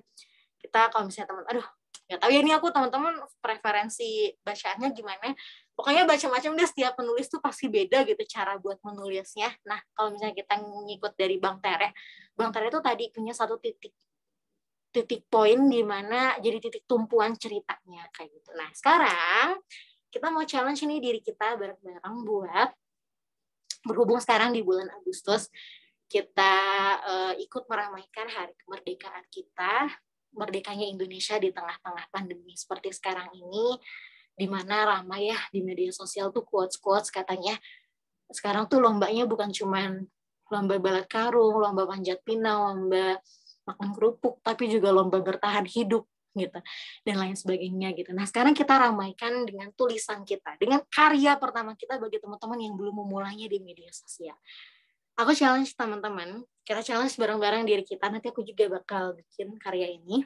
Kita bikin satu tulisan, boleh 3-5 kalimat, itu paling sedikit, atau enggak bahkan lebih teman-teman, itu lebih bagus, yang mengandung kata merdeka. Entah itu mendefinisikan kata merdeka, entah itu memaknai makna merdeka yang sesungguhnya, yang bagi teman-teman merdeka itu yang kayak gimana itu boleh, atau enggak ya hal lain lah yang ada hubungannya sama merdeka. Entah itu merdekanya mau ada di tulisan teman-teman boleh, entah itu kata merdekanya nggak ada sama sekali di tulisan teman-teman, tapi tulisan teman-teman tuh bermakna merdeka gitu, itu boleh juga. Jadi apapun pokoknya yang berkaitan sama kata merdeka. Teman-teman boleh tulis di media sosialnya, boleh di feeds, boleh di story-nya juga, terus boleh tag UKDM, terus nanti aku juga izin mau baca karyanya teman-teman. Kita mutualan ya di Instagram atau di mana-mana lah. Aku nggak punya hal lain sih, aku punya Instagram aja, media sosial. Jadi di sana kita mutualan, izinin aku buat baca juga karyanya teman-teman. Jadi nanti boleh kita challenge bareng-bareng diri kita bikin satu tulisan, boleh nggak teh bentuknya video, boleh. Teman-teman mau pakai podcast ada suaranya teman-teman juga boleh, pakai gambar. Karena ini kelas kepenulisan, jadi boleh kalau misalnya teman-teman yang suka gambar boleh pakai gambar, tapi seenggaknya ada captionnya yang mengandung kata merdeka gitu. Oke, boleh di slide selanjutnya. Gitu teman-teman, terima kasih teman-teman atas hari ini, atas siang ini yang sangat luar biasa, yang aku tuh ngerasa kalau misalnya ketemu orang-orang yang di sini gitu ya, di ruang Zoom manapun, itu kayak energi buat diri aku sendiri. Jadi terima kasih teman-teman atas siang hari ini. Sampai bertemu di kehidupan selanjutnya. Semoga surga Firdaus menjadi tempat kembali kita semua. Akhirul kalam, aku qauli hada wa astagfirullah li wa lakum. Wassalamualaikum warahmatullahi wabarakatuh. Waalaikumsalam warahmatullahi wabarakatuh, Teh Adisti. Wah, Masya Allah, materinya nampol banget, relate gitu tuh sama keresahan kita di dunia kepenulisan gitu ya. Wah, mantep. Nah, mungkin teman-teman di sini ada yang mau tanya-tanya juga nih Teh sama Teh Adisti terkait bertanya, boleh banget on mic, atau kalau terkendala boleh juga di kolom chat. Nah, jangan lupa juga teman-teman isi presensinya dulu ya. Udah dikirim sama panitia, ada di kolom kolom chat ya. Boleh dilihat dulu dan diklik linknya. Yuk teman-teman yang mau bertanya, boleh on mic aja. Pasti masih banyak keresahan-keresahan nih dari teman-teman. Nah, Kak Adisti pasti siap menjawab juga pertanyaan teman-teman. Yuk, nanya yuk. Masih pada cari ide Teh buat pertanyaannya apa ya? Adakah? Yuk teman-teman, boleh banget. Wah, ada nih Teh Fahria, Nabila bisa nih. Boleh mangga Teh Fahria. Naik aja Teh. Assalamualaikum warahmatullahi wabarakatuh. Ya, mau nanya nih, Adis teman aku banget ya. Kita teman kan, Dis. Nih, aku pengen nanya, kalau misalkan gimana cara Adis untuk gimana ya? Kan kalau manusia tuh hobinya itu kan seneng banget diapresiasi gitu ya. Nah, kalau di Instagram kan salah satu bentuk apresiasi itu dengan jumlah like gitu ya, atau jumlah yang ngelihat gitu lah ya. Mungkin juga apa ya, banyak juga yang masih memperhatikan ke sisi sana gitu tentang jumlah like dan merasa minder kalau misalkan ternyata wah sedikit yang ngelihat, jangan-jangan nggak berdampak gitu. Nah, itu gimana tuh cara Teh Hadis untuk menghalau rasa itu dan kembali on the track lagi? Kasih. Insya Allah. Ini langsung dijawab aja, Teteh Dita. Boleh saya, boleh langsung dijawab aja. Ya, terima kasih Dita. Terima kasih buat Gisan atas pertanyaannya. Ini Masya Allah. Kita jadi deg-degan kalau ditanya Gisan. Oke, untuk tadi ya, rasa buat diapresiasi dengan, apalagi kalau misalnya di sosial media itu kan kelihatan ya, likes-nya berapa, komennya berapa, atau enggak, kalau misalnya teman-teman aktifin, akun kreator atau akun bisnis itu kan ada insight-nya, bisa kelihatan dari sana gitu. Gimana sih menghalau rasa buat diapresiasi? Atau enggak, seenggaknya ya itu udah manusiawi ya, rasa mau diapresiasi dan lain-lain itu pasti ada di diri kita. Nah, ini aku nggak tahu ya ini hal-hal aneh atau enggak. Jadi biasanya kalau misalnya Adis di pribadi, kalau misalnya habis konten nih, habis upload, benar-benar udah klik gitu ke upload gitu di Instagram, dia biasanya langsung log out Instagram gitu, langsung nggak mau buka Instagram. Itu kayak nanti bukanya nanti ibaratnya 5 jaman kemudian atau 7 jam kemudian dan lain sebagainya gitu. Pokoknya nggak standby di sana gitu kalau misalnya habis upload sesuatu. Mungkin sadar gitu buat teman-teman yang kalau misalnya ngomen tuh kayak lama nanti dibalasnya sehari sebelumnya, sehari setelahnya dan lain sebagainya itu. Karena emang sengaja gitu nggak dibuka dulu setelah tadi udah ke-upload gitu, dipastikan udah ke-upload. Nah, ini kenapa aku ngelakuin ini? Karena tadi gitu, karena aku ngerasa bahwa ya aku sebagai manusia ada gitu rasa buat diapresiasi, ngeliat oh siapa nih udah like dan lain sebagainya gitu dan lain sebagainya. Nah makanya ya tadi kalau misalnya habis konten langsung log out tuh ya buat tadi ngehindarin tadi buat ngelihat ada yang like atau ada yang komen, ada yang interaksi di sana. Sebenarnya ini nggak tahu ya ini hal-hal yang baik atau enggak, karena mungkin nggak baiknya karena nggak langsung ditanggepin yang misalnya kalau misalnya ada yang komen dan lain-lain. Tapi ini ikhtiar dari diri aku sendiri buat ngejaga hati gitu, ngejaga buat yang tadi gitu nggak jumawa ketika orang lain mengapresiasi, karena memang ya sejatinya kalau misalnya kita pikir-pikir lagi ya, kita bisa nulis, kita bisa gambar, kita bisa berkarya dimanapun ya itu bukan karena kita gitu. Kita lihat deh diri kita tuh bisa apa sih kalau nggak ada Allah gitu, diri kita tuh bisa apa sih kalau nggak ada orangnya, kalau nggak ada sosok yang nyiptain kita, zat yang nyiptain kita yang sangat luar biasa gitu, kita nggak bisa apa-apa gitu. Jadi kembalinya lagi ke sana. Kalau misalnya secara teknis, secara teknik ya tadi aku ketika ngupload sesuatu aku langsung load Instagram dulu, terus ke beberapa jam kemudian baru login lagi gitu. Supaya tadi menghindari tadi. Kalau misalnya hal-hal yang tekniknya kayak gitu, kalau hal-hal yang filosofisnya ya tadi ingat lagi aja gitu bahwa aduh bisa apa sih kita gitu. Nggak bisa apa-apa dan semuanya itu cuma titipan aja. Kalau tekniknya kayak tadi San gitu. Nggak terjawab ya? Terjawab nggak, Gisan? Terjawab banget. Aduh, Masya Allah. Makasih banyak, Teh Adis. Terus kalau misalkan ini nih, tips biar apa ya, sebelum Juruk, Danis, maaf. Ini, kalau misalkan kan sebelum ngupload tuh kan, kalau misalkan udah, biasanya ya udah banyak yang tahu akunnya gitu, jadi suka ada perasaan apa gitu ya. Nah, itu gimana caranya biar setiap ngupload itu kita kembali lagi ke niat gitu, bukan pengen terkenal, tapi ya ini teh buat pahala kita gitu. Itu gimana tuh untuk mengembalikan idealisme itu versi Teh Adis? Oke. Kalau yang Adis lakuin San biasanya tuh bacain DM atau enggak komentar orang-orang yang dulunya tuh nggak suka Dulunya tuh bukan gak suka, dulunya tuh menentang gitu, kontra terhadap apa yang kita lakuin. Jadi kayak misalnya orang-orang kayak, duh Dis apaan sih lu gini-gini juga nggak ada yang denger gitu. Kayak ya gitulah dan lain sebagainya gitu. Sama orang-orang yang dia merasa bahwa aku kok jadi seneng ya, aku jadi pengen sholat, aku jadi pengen belajar baca Quran, aku jadi pengen belajar kenal sama Allah dan lain-lain gitu. Nah ketika aku bacain lagi komenan mereka yang aku rasain pada saat itu kayak, duh Masya Allah gitu, aku nggak bisa apa-apa gitu kalau misalnya Allah nggak ngegerakin, karena aku sama sekali nggak kenal sama mereka, kita baru kenalan di Instagram misalnya, tapi ada aja orang yang Allah datengin buat kenal sama Allah tuh lewat karya kita gitu.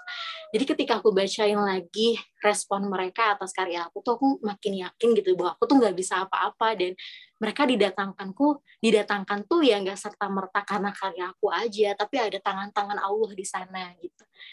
Kayak gitu. Jadi itu nggak tahu ya itu aneh atau enggak, tapi aku senang aja kayak nge-screenshotin, terus aku simpan di Google Drive. Terus aku kalau males nih konten, ingat sama orang-orang ini gitu, kayak aduh aku punya tanggung jawab nih buat ngingetin lagi sama Allah ke mereka. Terus kalau misalnya kita niat kita udah ngingetin sama Allah, kita nih bikin karya, bikin supaya orang ingat sama Allah. Tapi ketika kita udah dikenal sama manusia, kita malah senang ketika kita diingat manusia. Nah ini berarti ada kontradiktif di antara rasa yang timbul di hati kita sama niat kita pada awalnya. Jadi ya tadi yang aku lakuin adalah dengan membaca lagi respon mereka. Oh respon mereka tuh baca karya aku ingatnya mau ke Allah loh, bukan ingat ke akunya gitu. Jadi ya it's fine kalau misalnya karya kita nggak dikenal atau karya kita sedikit orang yang tahu dan lain-lain. Gitu San. Masya Allah, makasih Teh Adi sharingnya. Iya, makasih banyak Teh Gisan ya untuk pertanyaannya dan jawabannya juga dari Teh Adisti. Oh iya Teh, ada lagi nih yang mau bertanya, satu orang lagi. Ada Kang Firman. Kang Firman bertanya via chat, katanya kadang aku pernah buat tulisan, terus insecure. Ini kata-kata kok kasar amat ya, kok ya kayak nyinggung. Ini aman gak sih katanya gitu. Akhirnya kadang udahlah nekat posting aja. Nah, menulisnya udah, tapi ya gitu Teh, gejolak saat mempostingnya. Nah, menurut Teh di sini boleh gimana ya Teh? Oke, makasih Firman atas pertanyaannya. Langsung aku jawab ya, Dita.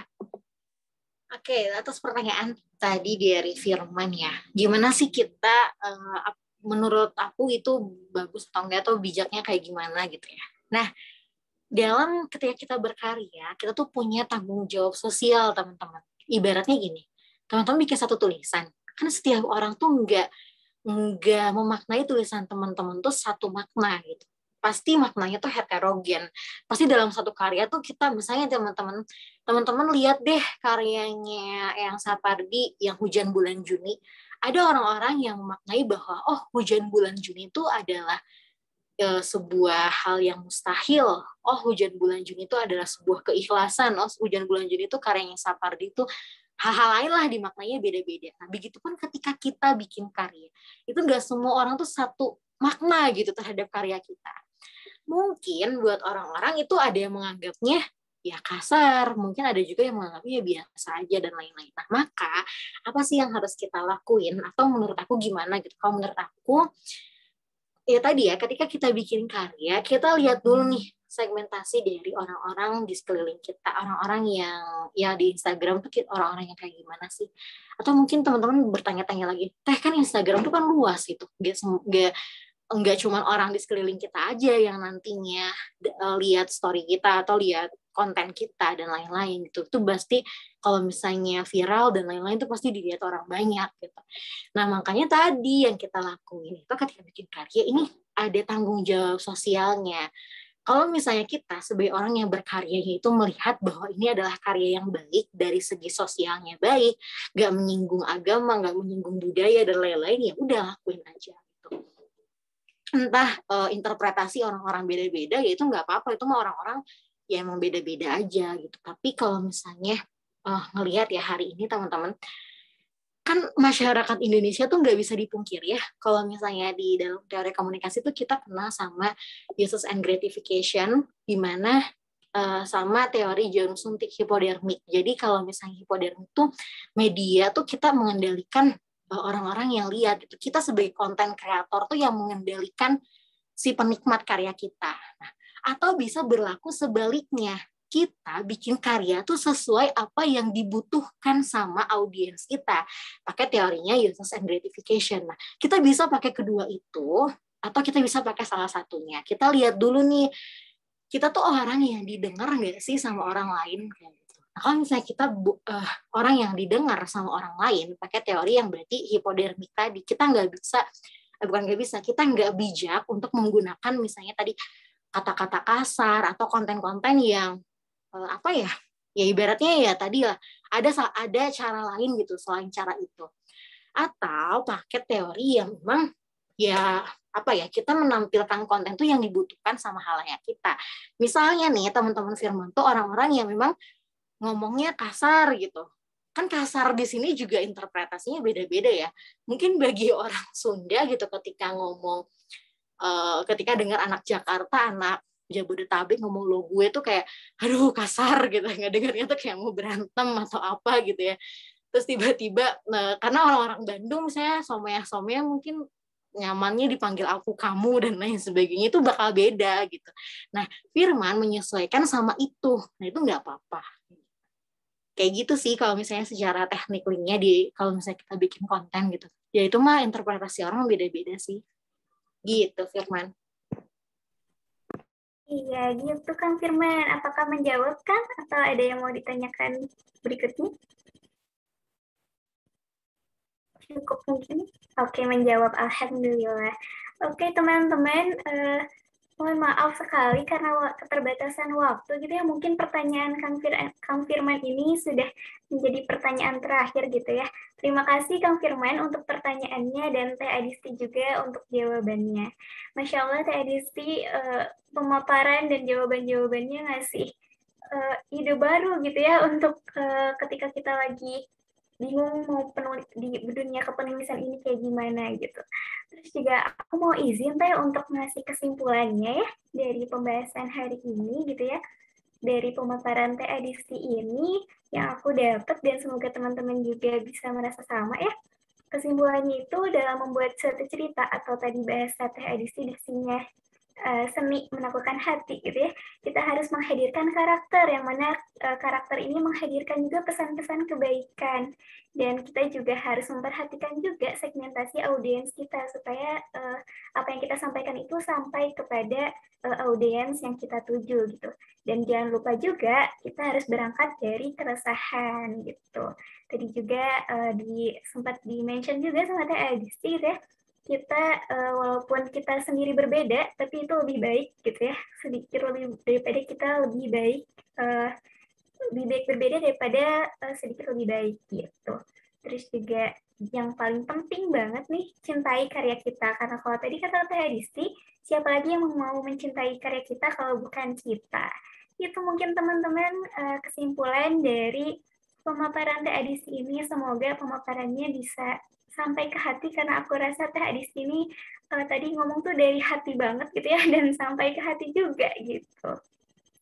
Masya Allah Teh Adisti, terima kasih banyak atas waktu yang udah diluangkan dan ilmu yang sudah dibagikan gitu ya. Nah, ini dari LDK UKDM UPI ada sesuatu yang mau disampaikan nih untuk Teh Adisti.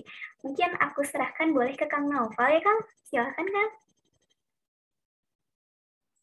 Ya, tes masuk tidak suaranya. Tes. Oh, ada. Ada Kang, ada suaranya. Ya, ini buat Teh Hadis, terima kasih atas pematerian yang sangat berharga. Dan juga saya pribadi mendapatkan ilmu tentang cara mengikat hati seseorang dengan tulisan. Dan ini mungkin walaupun tidak seberapa, tapi ini cukup berharga bagi saya pribadi, yaitu sertifikat buat Teh. Terima kasih atas materiannya. Terima kasih ya, Pal. Semangat Yes. keren acara-acara UKDM terdepan lah. Semangat ya bikin acara-acara kayak gini biar nampung orang-orang keren. Yap, laksanakan. Selanjutnya dikembalikan lagi kepada MC.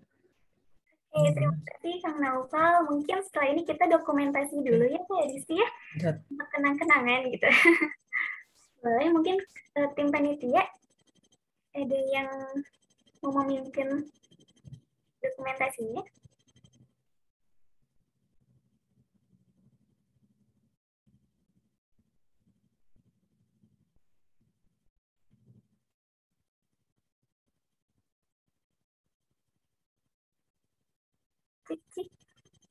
Oke, kalau gitu teman-teman boleh banget buat on cam dulu ya. Kita ukir sejarah kita hari ini bertemu Teh Edisi gitu ya. Biar ada kenang-kenangannya, boleh banget nih on cam dulu yuk. Yuk yang masih bisa on cam kita tunggu. Yuk, yang lain yuk kita on cam yuk. Wah, wajah-wajah bersemangat sekali. Udah makin recharge-nya dari pematerian tadi. Jadi makin semangat. Oke, mungkin kita tunggu 1 menit lagi ya teman-teman yang barangkali masih ada yang siap-siap dulu nih mau foto sama Teh Edis. Oke.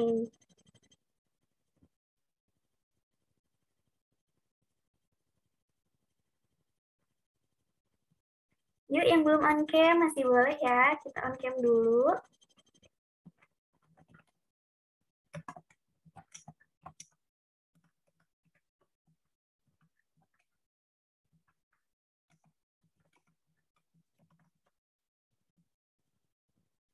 Oke, mungkin udah semua ya.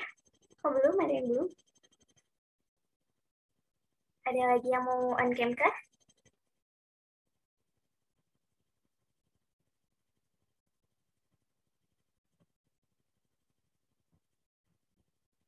Yuk, kita tunggu ya. Masih ada waktu sedikit lagi untuk menunggu teman-teman.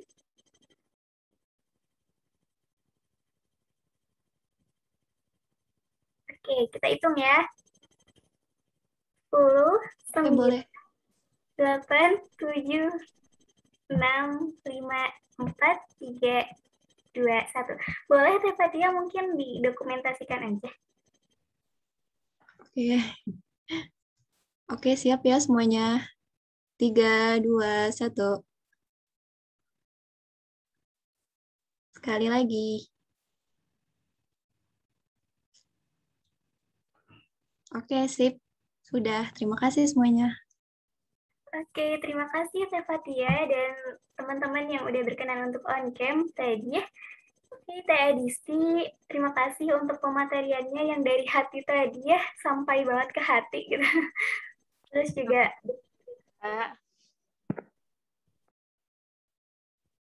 ya Teh, apaan suaranya putus-putus? Terima kasih Dita juga udah memandu acara ini, luar biasa. Putus-putus ya? Kurang bagus gitu. Gitu. Ya Teh, mungkin barangkali Teh Edis ada agenda lainnya, boleh kalau mau duluan, atau mau stay di sini juga boleh banget Teh. Terima kasih ya Teh, jazakillah khair. Ya, terima kasih ya teman-teman. Nih, ditunggu karya-karya hebatnya. Terima kasih Dita dan semuanya. Assalamualaikum. Aku izin duluan. Oke, teman-teman. Meskipun pemateriannya udah selesai, tapi jangan khawatir ya, kita masih ada agenda berikutnya. Nah, boleh teman-teman siapkan gawainya, mungkin ya perangkat lain atau tambah tabkan di internetnya, karena sebentar lagi kita ada sebuah games, ya, seperti biasa kita main quizzes gitu ya. Yuk, teman-teman panitia, udah bisa di-share kah linknya? Nah, udah ada linknya nih di kolom chatnya teman-teman. Boleh banget langsung join aja. Kita seru-seruan dulu nih di sini. Sekalian review nih materi pemaparan tadi, apa aja sih gitu. Ada kodenya nih, sebentar lagi mau di share screen. Yuk kita ikutan. Semuanya ikutan yuk. Boleh banget langsung join aja teman-teman. Yuk.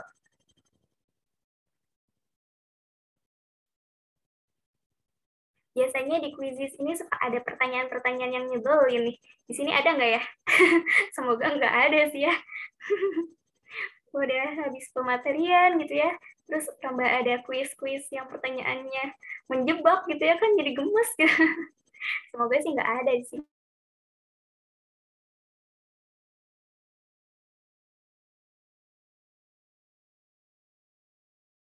Yang ikut kah? Yuk kita coba ikutan my quizzes.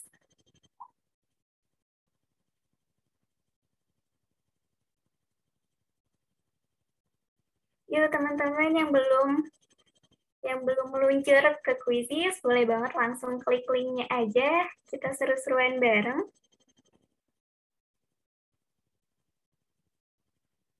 Mungkin boleh sambil di-refresh ya ke panitia, biar kita tahu siapa aja yang udah join. Nah, yuk kesempatan main bareng daripada gabut di rumah ya teman-teman. Kita main quizzes dulu.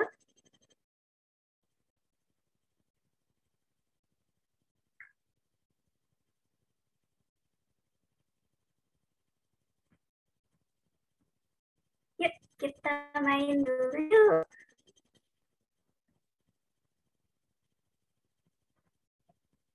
Oh iya, sambil ingat juga tadi ada challenge ya dari Teh Adis buat teman-teman yang mau ikutan challenge Teh Adis, boleh banget.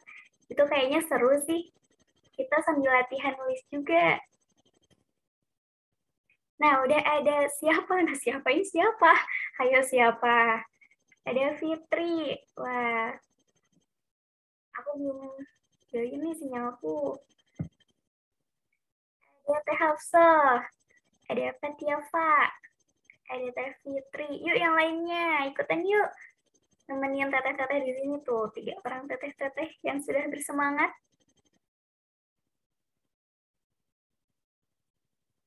Ada hello juga. Ini siapa ya?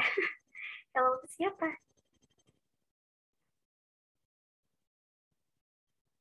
Nah, mungkin nanti ketika sudah ada pengumuman kejuaraan pemenangnya gitu ya, teman-teman yang menggunakan nama samarannya boleh hubungi panitia ya. Karena panitia juga bingung nih, hello ini siapa ya? Yuk, yang lainnya yuk ikutan. Masih kita tunggu. Mungkin kita tunggu 2 menit lagi ya teman-teman. Yang belum ikutan boleh langsung meluncur. Karena setelah quizzes ini, kita juga masih ada sesuatu yang mau dikasih tahu nih buat teman-teman. Wah, ada bau. Kayaknya ada dari sini. Udah tahu ya siapa nih, Teh Bau. Ada siapa? Ya siapa? Ada Teh Sabrina, ada Teh Nur Fitriana Hasyifa, ada Kang Irfan, ada San, ada RDF. Aku telat. Ke Papa Teh masih ikutan. Ada Teh Siba Tatsuya. Oke, mungkin mau dimulai aja. Gimana kan? Boleh mungkin ya langsung dimulai aja. Selamat mengerjakan teman-teman. Kalau ada yang ngeselin, harap bersabar ya.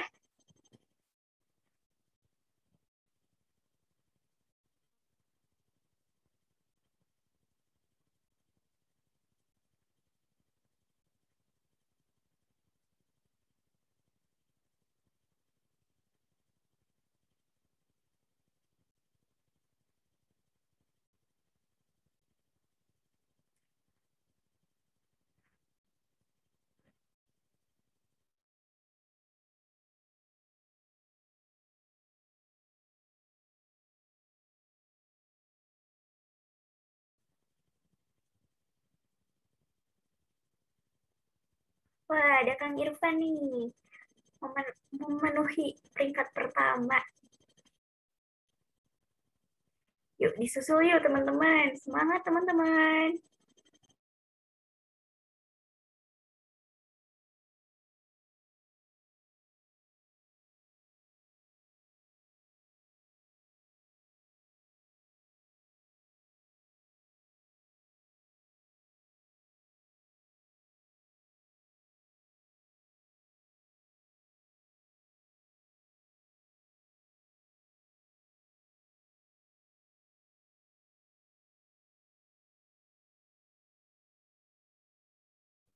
Wah, RDF menyusul nih. Ayo yang lain, susul lagi guys.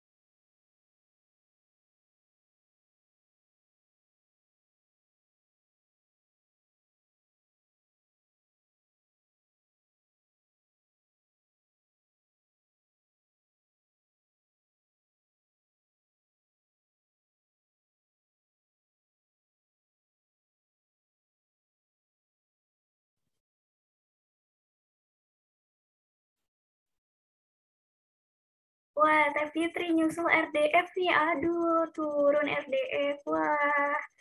Ayo yang lain yuk, ikut semangat yuk. Masih bisa nih, unggulin yang lainnya yuk.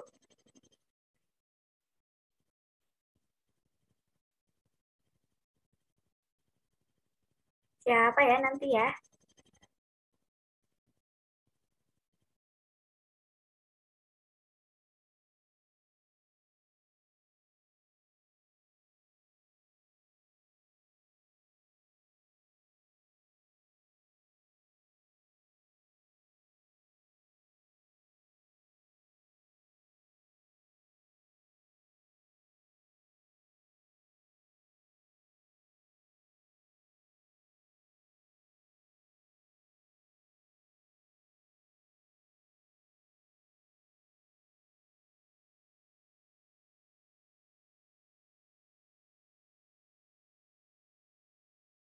Oke, mungkin udah semua ya, Kak. Boleh dimuncul. Oh, belum. Masih ada yang mengerjakan rupanya. Ya, Teh Fitri masih di atas, masih teratas ya, masih di peringkat pertama. RDF menyusul kedua. Wah. Nah, Tara, siapakah pemenangnya? Iya, yang pertama ada Teh Fitri, yang kedua ada RDF. Nah, RDF siapakah RDF? Boleh nanti hubungi panitia ya, Kak? Atau Teh? Terus yang ketiga ada Teh Nurfitriana. Oh, tadi RDF tuh Teh Ristidiana. Oh iya, inisial ya Teh ya. Kirain siapa? Ternyata Teh Risti. Oke Teh, samarannya berhasil sekali. Yang ketiga ada Teh Nurfitriana Syifa. Barakallah teteh-teteh. Wah ini the power of akhwat ya, tiga peringkatnya. Kang Upar, gugur. Kang Upar emang sedih ya Kang. Oke. Barakallah teteh-teteh yang udah dari yang dari peringkat 1 sampai 3. Nanti insya Allah dihubungi oleh panitia ya Teh. Oke, teman-teman semuanya, karena proses udah, pematerian juga udah gitu, apalagi ya. Nah, ada beberapa yang mau disampaikan nih dari panitia kelas kepenulisan ini, yaitu ada pengumuman apa ya? Buat bikin konten. Kita ada pengumuman tugas nih teman-teman. Biasanya kalau kita habis ada pematerian, kita kan inginnya praktis gitu ya, langsung praktek latihannya. Nah ini dari panitia menyediakan nih. Yuk teman-teman panitia yang mau menyampaikan, boleh banget ya, silahkan di on mic aja.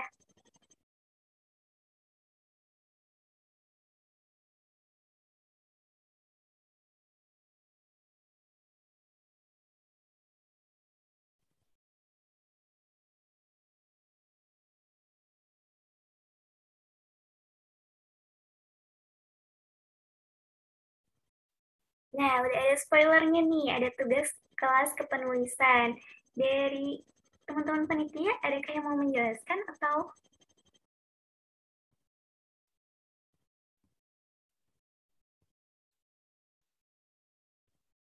Oke, mungkin aku bacain aja ya teman-teman untuk tugas kelas kepenulisan ini. Yang pertama, buat karya berbentuk tulisan dengan tema kemerdekaan, serta berdasarkan insight dari mengikuti kelas kepenulisan. Wah, ini mirip kayak challenge-nya Teh Adis tadi ya. Terus yang kedua juga ada tugas tersebut dibuat jadi story Instagram. Boleh dibuat satu story, karya plus insight-nya juga, atau boleh juga dibuat 2 story. Boleh bebas, kreatifnya teman-teman aja gitu ya. Boleh satu story sekaligus sama insight-nya, ataupun terpisah. Yang ketiga, ada jangan lupa juga tag IG-nya UKDM UPI karena ada reward menarik bagi peserta. Wah, sambil latihan, sambil belajar gitu ya. Terus kalau beruntung teman-teman bisa dapat reward juga. Mantep deh tuh. Yuk ikutan yuk. Deadline-nya sampai hari Kamis tanggal 19 Agustus 2021. Masih ada waktu nih, Ahad, Senin, Selasa, Rabu, 5 hari teman-teman. Lumayan tuh waktu luangnya. Terus selama di rumah aja ini bisa banget nih ikutan meramaikan gitu ya momen-momen kemerdekaan dengan ikut challenge dari Teh Adis tadi dan juga challenge dari UKDM UPI. Boleh ya teman-teman, nanti jangan lupa di tag. Kalau misalnya takut kelupaan, boleh banget di screenshot aja teman-teman ininya ya. Oke, mungkin kalau untuk tugas, ini tugas dari kelas kepenulisan ini, dan kita juga ada satu lagi yang ingin disampaikan gitu ya teman-teman. Jadi mungkin nanti boleh di-share screen aja ya ke panitia. Jadi kita juga membuka nih buat teman-teman yang bingung dari sebagian rezekinya mau dialokasikan kemana ya untuk infak atau sedekahnya gitu. Nah, kita juga membuka, boleh banget nih teman-teman ambil bagian untuk jadi bagian dari menebar kebaikan lainnya gitu ya, membantu via donasi atau sedekahnya gitu. Boleh banget langsung transfer ke BNI Syariah. Ada rekeningnya juga atas nama Kang Ali Hasan Asyidik ya. Dan jangan lupa juga sertakan kode unik 07 di akhir donasinya. Dan ketika sudah mendonasikan, boleh banget konfirmasi untuk pendataannya ke nomor tersebut. Teman-teman boleh banget screenshot tayangan slide-nya ini ya.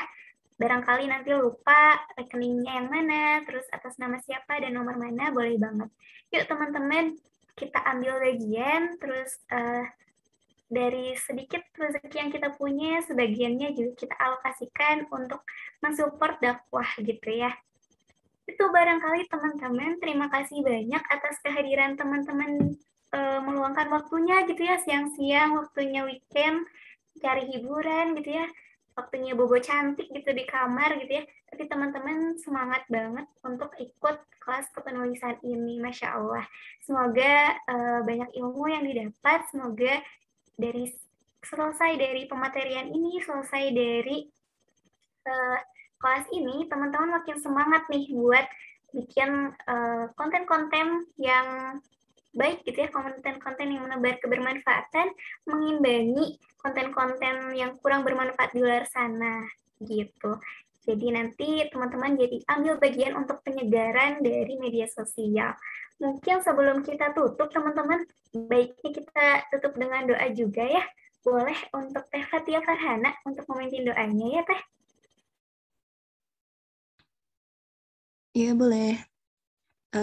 Mohon izin ya untuk memimpin pembacaan doa pada penghujung acara ini. Marilah kita sama-sama menundukkan hati kita untuk mendapatkan kehusyuan dan keberkahan dalam berdoa. Bismillahirrahmanirrahim. Astagfirullahalazim, astagfirullahalazim, astagfirullahalazim. Alhamdulillahirabbil alamin, hamdan syakirin, hamdan naimin, hamdan wa ni'amar wa kafi mazidah. Ya Rabbana lakal hamdu kama yanbaghi li jalali wajhikal karim wa zimik sultanik. Allahumma inna nas'aluka salamatan fid din wa afiatan fid jasad wa ziyadatan fi ilmi wa barakatan fi rizki wa taubatan qoblal maut wa rahmatan indal maut wa magfiratan ba'dal maut. Allahumma hawin alaina fi syakaratil maut wa najjata minan nar wa afwa indal hisab. Allahumma Allahumma innaka ta'lamu anna hazihil qulub qad ijtama'at ala mahabbatik wa taqat ala tahatik wa tahadat ala da'watik wa tahadat ala nashrati syariatik fawaskilahuma wa rabitataha wa adimuddaha wa ahdiha subulaha wa amlaha binurika lazi la yahbu wa syurah suduraha bifaidil imani bik wa jamili tawakkuli alaik wa ahiha bima'rifatik wa amita ala syaharati fisabilik innaka ni'mal maula wa ni'mal nasyir. Allahumma amin. Wa sallallahu ala sayyidina Muhammadin wa ala alihi wa sahbihi wa salam. Subhana rabbika rabbil izzati amma yasifun wa salamun ala mursalin walhamdulillahi rabbil alamin. Amin amin ya rabbal alamin. Wassalamualaikum warahmatullahi wabarakatuh. Waalaikumsalam warahmatullahi wabarakatuh. Terima kasih Teh Fatia sudah memimpin doa kita siang hari ini menjelang sore ini gitu ya. Dan teman-teman, aku sekali lagi mengucapkan terima kasih banyak untuk kehadirannya siang menjelang sore ini. Semoga menjadi catatan amal solih untuk menuntut ilmu sore ini ya. Teman-teman juga, aku dan teman-teman yang lainnya menunggu banget untuk kehadiran di kelas-kelas berikutnya. Dan untuk terakhir, aku mau minta maaf juga kalau ada salah kata atau sikap yang kurang berkenan untuk teman-teman dan segala kekurangan itu murni kesalahan saya gitu ya, dan segala kesempurnaan itu memang fitrah dari kepemilikan Allah Subhanahu wa taala. Mungkin itu saja dari kita teman-teman. Kita tutup dengan doa kifaratul majelis. Subhanakallahumma wa bihamdika asyhadu an la ilaha illa anta astaghfiruka wa atubu ilaik. Wassalamualaikum warahmatullahi wabarakatuh. Jazakumullah khairan katsiran. Waalaikumsalam warahmatullahi wabarakatuh. Mangga Akang Teteh yang mau dipersilakan ya. Makasih ya panitia.